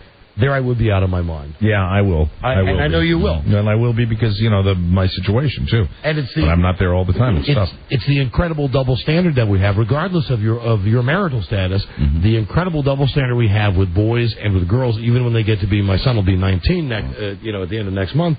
The deal is, if it's a boy, it's like, I hung up the phone and Frida said, well, now why didn't you tell him not to go to Toronto? And I said, like me telling him is going to change anything? But, it's the same, even though it's girls and boys, it's the same thing, really, because you do what you can, and then, and you said it yourself.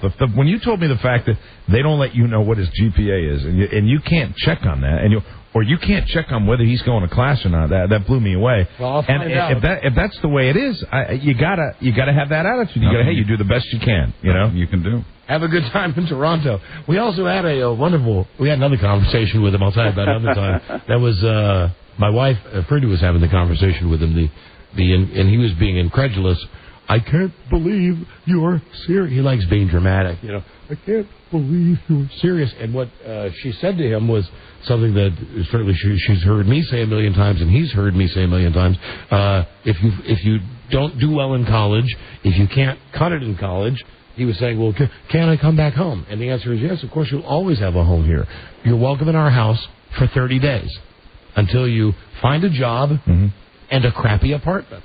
But you wouldn't kick me out on the street. Oh, yes. We love you more than anything, but yes, we would kick you out on the street. The whole thing being trying to get light the fire under his ass. Saying, listen, how about just one weekend? Don't go to Toronto. Don't go to Charlotte. Don't go to Atlanta. How about one weekend? Read a book. Yeah, well, you'll find out the hard way. I know he will. And this is where being mean never works, because he always is able to say, hey, but Dad, look how you did it. And I say, oh, Bart, come on now. I'm not the best example. I'm the luckiest guy in the world. Yeah. Yeah, and, to the best of my knowledge, your mom and dad didn't send you to the school you sent him to, too. You know what I mean? My mom and dad sent me to the school called You're Leaving? Goodbye. Get out of here. But it's not about, like, growing up, too. I mean, he went to a good school and stuff like that. Yeah, he's had I went to Earl B. Wood Junior High in Rockville, Maryland. Public school. Check it out. You want to buy some crack? Check it out.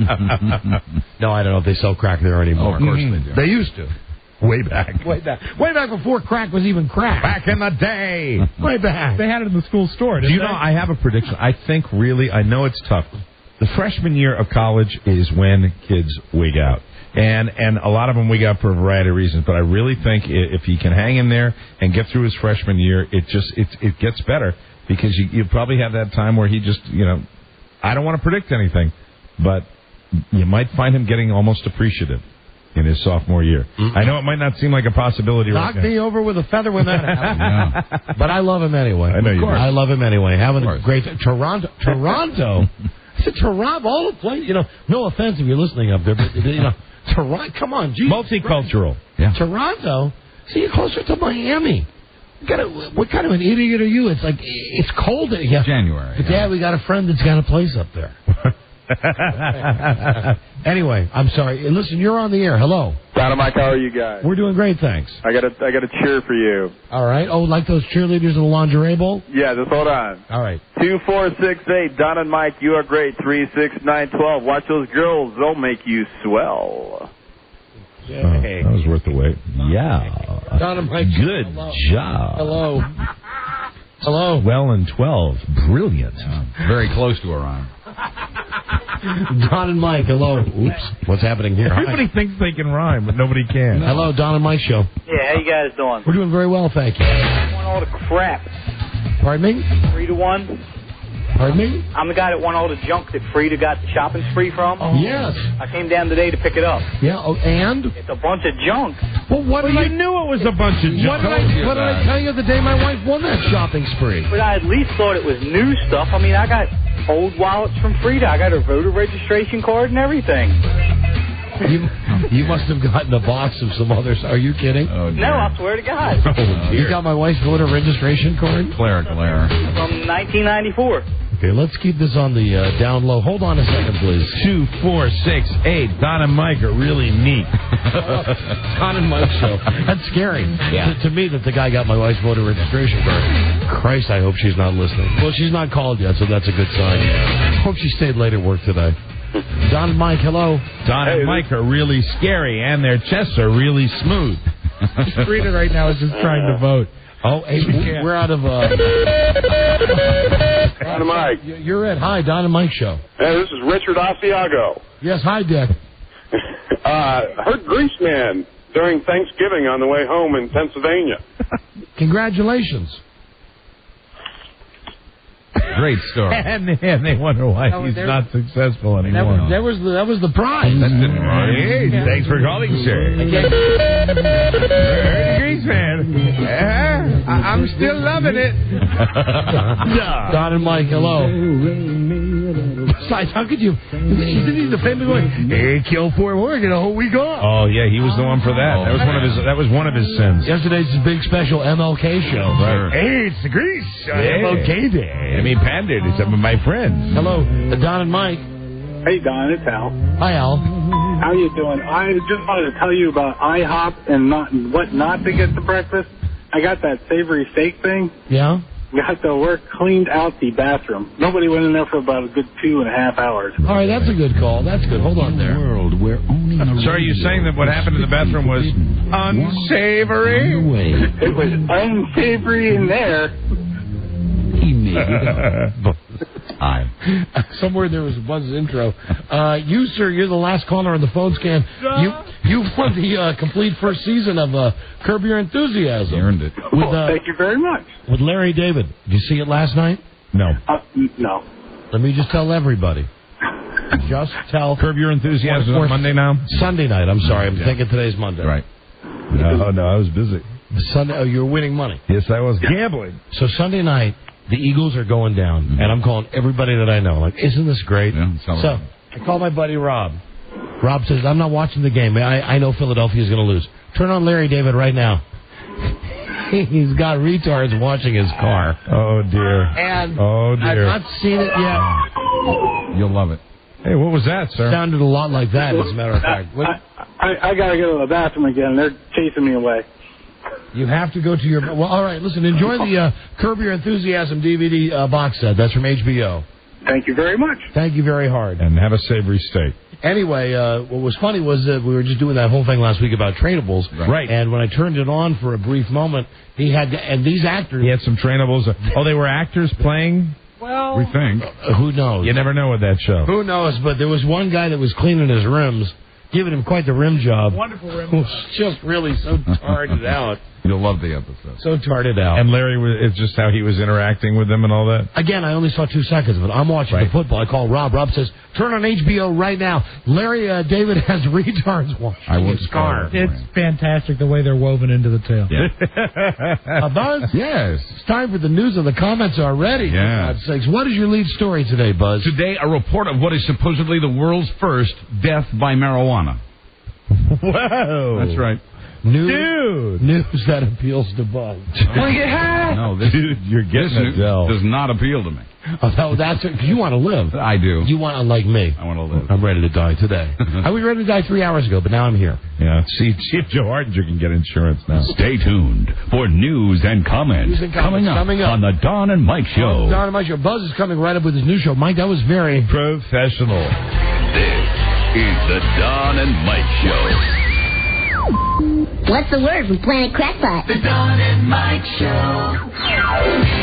Bow to their capricious whims, Don Geronimo and Mike O'Mara. Time for Buzz's new show now. Buzz Burbank brought to you by Verimax Sexual Pleasure and Performance Enhancers. Someone called for a doctor? Dr. developed clinically tested Verimax works. Get it at Rite Aid, GNC, other select retailers. Try it today. Verimax 1-888. Try VMAX. And somebody called earlier. A guy said there was a Brooks and Dunn song that had the word "cunny" in it. Yes. Yeah. Right. Well, thanks to all of the country music fans who listen to the show, who sent us the song "You Can't Take the Honky Tonk Out of the Girl." Yeah, Connie, which is the name that's used 1,000 times in the song. Yeah, Connie came back from her second cousin's wedding first time she'd been home in a year or two, just in time for the rehearsal dinner, that crazy Connie wasn't wearing any shoes. So it's... Well, thanks to all the people that paid attention to it, and no thanks to the moron that called. Right, and a big Don and Mike shout out to Connie Chung. And here is Buzz. Hi, Buzz. Hi, Don and Mike. In England, 36-year-old Lee Mazie said he had a headache, and then he died. It wasn't too much potassium. England can kiss my ass. The London Sun reports that Lee smoked some 25,000 joints during his 11 years as a pot smoker. And the paper says the coroner has ruled that Mazie died of cannabis toxicity. The paper quotes experts as saying that cannabis is getting stronger and that the risks are even higher if it's eaten rather than smoked. Keep in mind that next week the British government changes possession of cannabis from a Class B to a Class C offense. Picture eating pot. You know, I tell you one time... Like brownies. Oh, I know. One time, God, I don't even know. This was back when I was just being indoctrinated into all of this stuff. Yeah. Right. This lifestyle. Yeah. This had to be like 1979 or maybe earlier than that. Somebody said, "You want some pot?" And I said, "Yeah." Mm-hmm. So they gave me a bag that had, I don't know, a quarter ounce or something in it. I went home that night. I didn't know how to roll a joint. I didn't know how to make it. I ate it. And did it work? I just ate it out of the bag. You know what I mean? Like, like eating the leaves. Right. Like eating it like potato chips. And did it have an effect? Sick. Yeah. Made me so freaking sick. Sick to you, son. Well, it made this guy sick too. The lesson for us all. Well, now, but he has smoked how many joints? 25,000 joints in 11 years, they estimate. See, even I think back in the heyday, I don't know if I had 25,000 joints. What do you think I did, Mike? Yeah. You think? I hear. And the reports, the experts say that it's a lot stronger. I guess a much higher THC count Now, you have today. to give me that, Mike. Back in the day, They were all weak ones. Toledo window box back then. Many might users. as well have been oregano that I was smoking back then. Exactly. Really, you think I've had 25,000? No, I wasn't thinking in that term. I was thinking like during the time that you did it. I'm wondering what the total was. You know, about 25,000. 25,000. Oh God.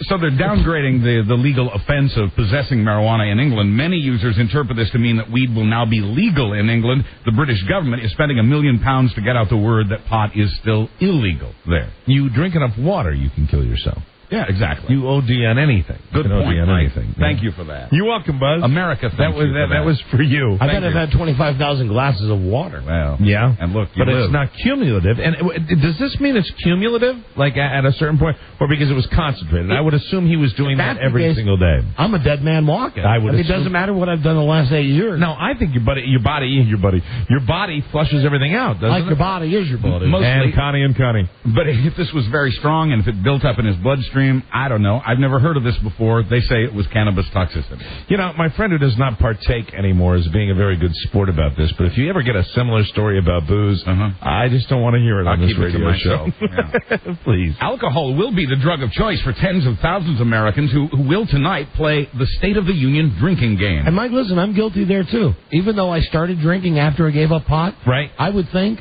that I've probably had 25,000 drinks. Oh, I have. Since I gave up pot. I would say that I've probably had 25,000 drinks since Friday.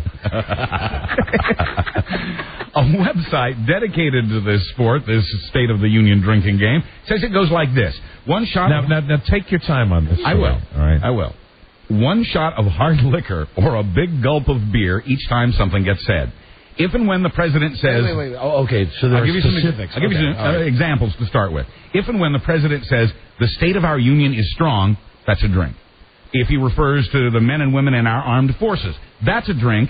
2, if he uses the word brave.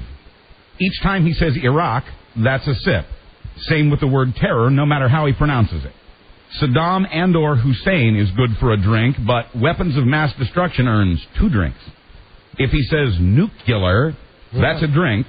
The rest of the rules are on the website, which adds that it discourages the improper use of alcohol. You know, you're already bombed during the State of the Union. Yeah, read the reviews on that website of the people who played the game last year. They'll tell you what happens. I think everybody should do what I'm going to do tonight. Okay. 25,000 joints and 25,000 bottles of booze. Right, and you're going to wash the joints down because you won't smoke them, you'll eat them.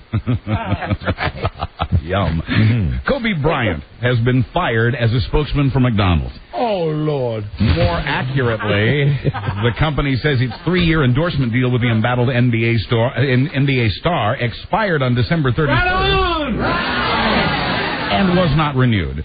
Will they re-up? Quoting a McDonald's spokesman, it would be inappropriate to speculate. No. What happened? The makers of Nutella chocolate spread have also chosen not to renew their deal with Kobe.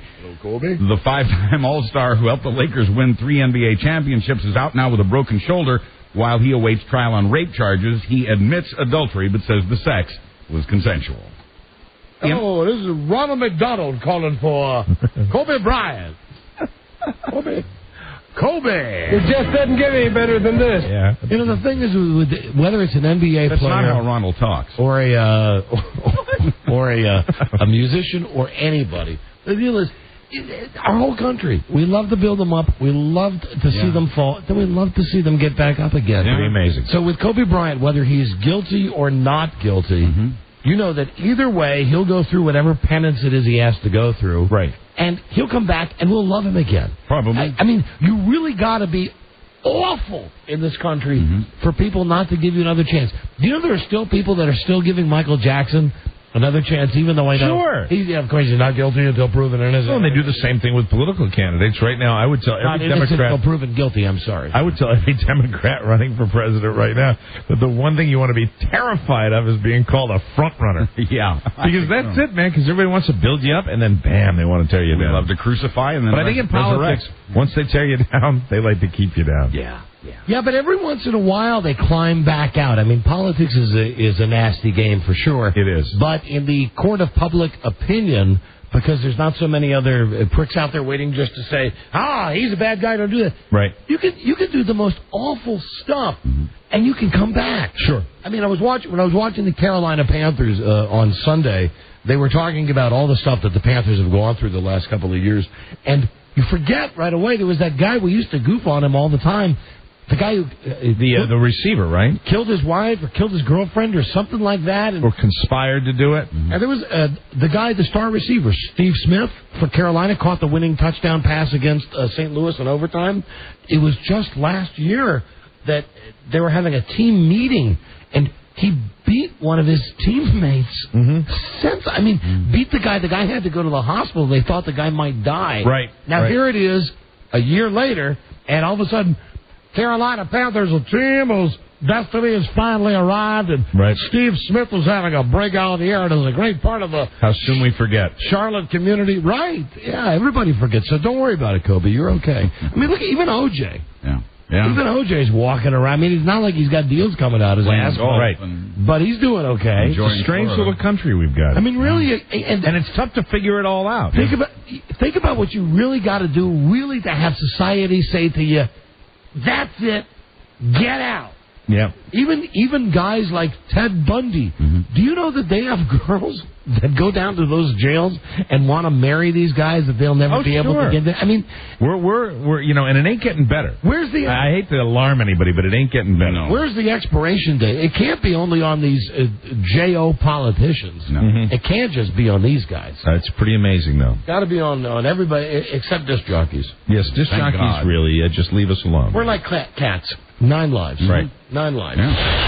Yeah. In other endorsement news, Sarah Lee has fired Jimmy Dean as the spokesman for the sausage that bears his name. What? Yeah. Boy, you heard me. That Sarah Lee's a good lay.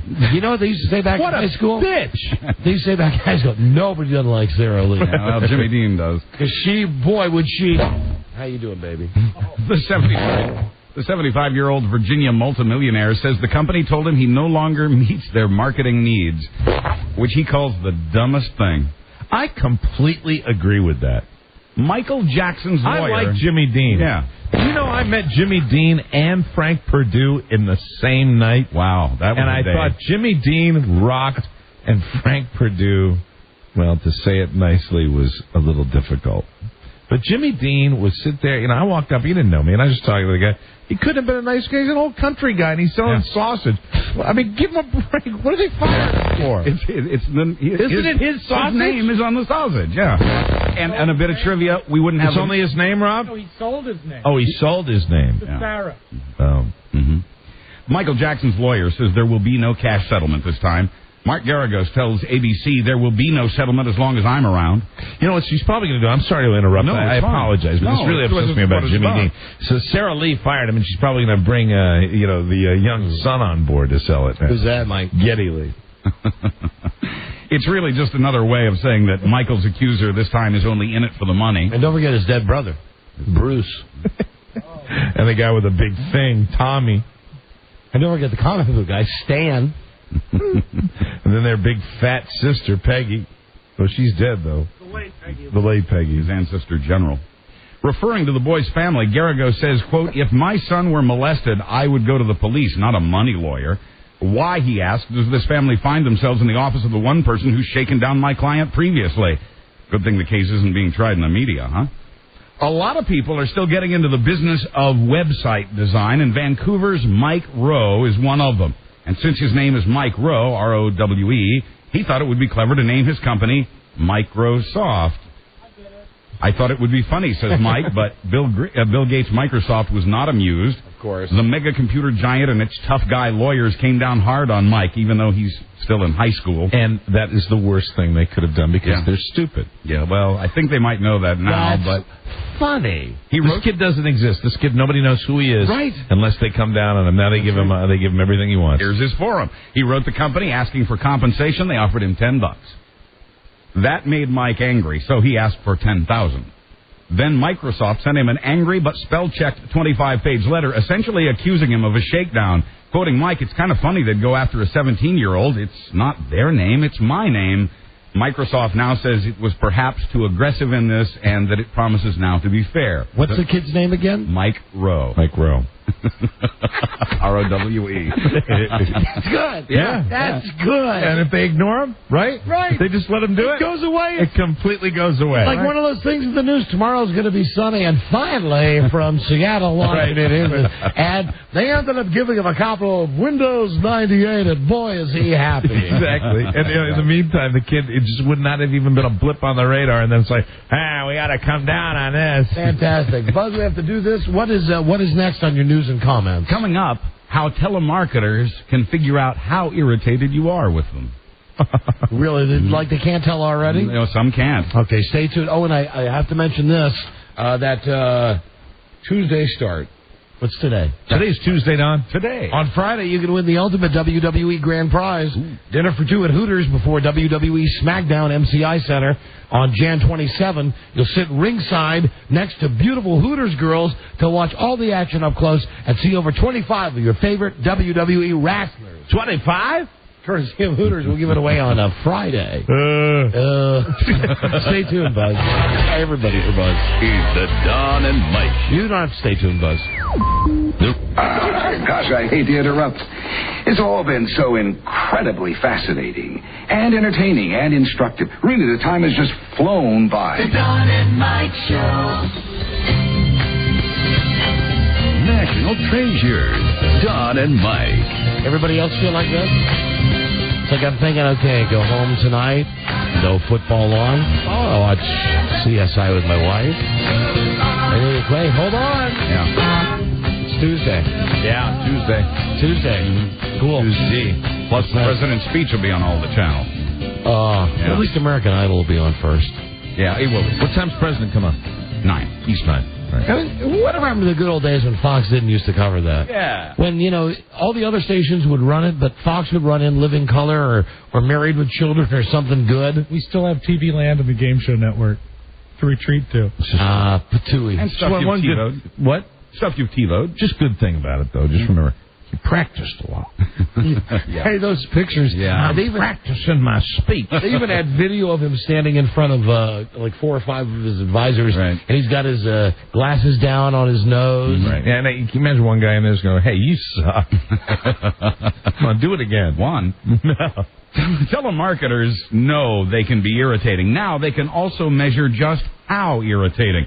Telemarketers and people who answer phones for companies are now using voice stress analysis to determine exactly how angry you're getting. I think that's ridiculous. The technology is called NICE. It calculates 200 voice qualities, including tone and pitch. I am not interested in your product, and I think you're a complete and total ass. It listens for words like that, even if you keep your tone. Oh, okay. It does, in fact, scan for profanity and any mention of a competitor. See, that's a sign that you're steamed. Quoting the company's vice president, today it's 10 times more expensive to acquire new customers. You can't afford to lose one just because they're upset. Why can't the telemarketer determine these things? Quoting again, if the operator is in India, sometimes frustration isn't so easily translated. FedEx is already testing the technology. You know, over the weekend, and you hear about this occasionally on the news, there was a guy, I don't know, he's called 3 or 4 times, and it's not an 800 number, it's got an area code by it. Right. And it always just says out of area, with the area code and the number. Right. And I'll pick it up, or it's an 800 number, I think, not an area code. I'll pick it up, hello? They go, yeah, is Miss Freda Sork there? And I go, no, she's not. Can I help you? Click. Oh. So this happens 3 or 4 times. And, I never called him back. And I didn't even this time. But the guy calls and goes, same guy, 2 days later, is Miss Freda Sork? I go, hey, listen, dude, this is her husband. She's not here now. Can I help you? No, I'll talk to her. I said, no, listen, whatever it is, talk to me. You guys call I really went off on the guy. You guys call my house every day. You're looking for my wife. You want to sell her something. Let me tell you right now, the answer is no. Okay? The answer is no. And then the guy says to me, I swear to Christ, I'm calling from the Save the Children Foundation. and your wife has made gracious donations the last 5 years in a row to help some, Well, then what the hell did he hang up for? I don't. Because he's an idiot. I don't know. I have no idea. But all I know is that little Haji or whatever his name is, and it's on me now. He's going to go without the 25 cents a month my wife's been sending over there. Well, that's just the way the chips fall. That might make him try a little harder over there. Oh, Rob wins the Naked Cruelty Award. You wouldn't expect a Jackson Hewitt tax. And you know what, Buzz? I still didn't believe the guy. And I'm not even asked my wife about that. You know what? I bet he was lying. I think it's Chris Core calling. I've not even asked my wife if she is still sending whatever is the $1 a month thing that it is. And every once in a while I watch that on TV and Sure. Yeah, but I'd like to know maybe he's lying about the whole thing. Maybe he's going to sell her try to sell her a sewing machine or something. Maybe so. And hey, that call I'll take. Right. Because if there's anything my wife needs, it's anything to let her know what it's like to be a housewife. Sewing machine? That's right. Yes. Sewing machine, dishwasher. You wouldn't expect a Jackson Hewitt tax. Ironing board. Right. Hello! Some special device to take her shoes off so she can keep them off her feet and stay barefoot. You wouldn't expect a Jackson Hewitt tax office in Des Moines, Iowa to give us one of the best stories of the day, but here it is. Thursday night, Deanna Hawkins was crunching the numbers when a man with a knife arrived to rob her. Quoting Deanna, "We don't have any money here. We have checks. I was in a zone working on taxes." So Deanna went after the robber, threatening him with a tax preparer's best weapon, a stapler. "You'd better get out of here," she told him. "I will fight you." He hesitated and then turned and ran and hasn't been seen since. Quoting Deanna, "I would have stapled him. I felt the power of the Lord." Incredible! Amen. And I know that we're heard in Des Moines. I'm not sure if it's live or if it's taped. At this point, really, who cares? But the station is KRKQ 98.3 FM. And to the good people of Des Moines, let me just say I've never been to Des Moines, and I plan on keeping it that way. But what a bum rap your town is getting by all of the people on television who are there to cover the caucuses. Yes. That apparently that the talk is there's only one Starbucks in the downtown area where the reporters are. Right. You know, and how Tom Brokaw has had to rough it because I guess they didn't have a suite for his excellency at the Ramada Inn. And you know the people out there in Des Moines, you know, they're just happy to get those people the F out of there. Oh, yeah, they got them. Bye-bye, media. The Scottsdale, Arizona teacher who's pretending to marry So anyway, hold on. The motto is... Too bad, it hasn't been through. Oh, I didn't the know motto is, Des Moines, it's really not that bad here. Mm-hmm. Think about it. Like that, they could have T-shirts. From me to you, it's really not that bad here. I love Iowa people. I've met a bunch of them in my lifetime, and I tell you, I think they're great people. They really are. Yeah. I think they're great people because they don't deal with the crap that a lot of people in more crowded towns have to deal with. My father-in-law lives in Gilmore City, Iowa. Does he really? Population 500. And loves it. Wouldn't leave for $1 million. Absolutely. Yeah. You know, before you start slamming it, you know, give it a try sometime. That's right. Well, no, I'm not. And listen, don't get me wrong. I probably would agree with most of those people. Says it sucks. But let me just say, for those of you who live there, you don't have to take that. No, you don't. You're living there because you want to live there. You don't have to take that. Am I the only one who thinks Iowa's great, Tom? I love Iowa. I will not let Iowa be slammed. It's not like Canada. No.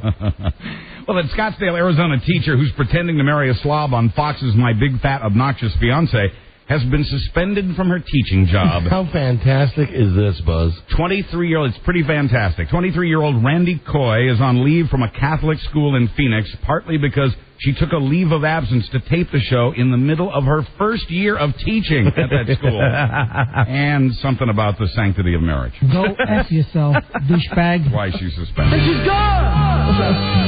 I told you last night, she's not the brightest.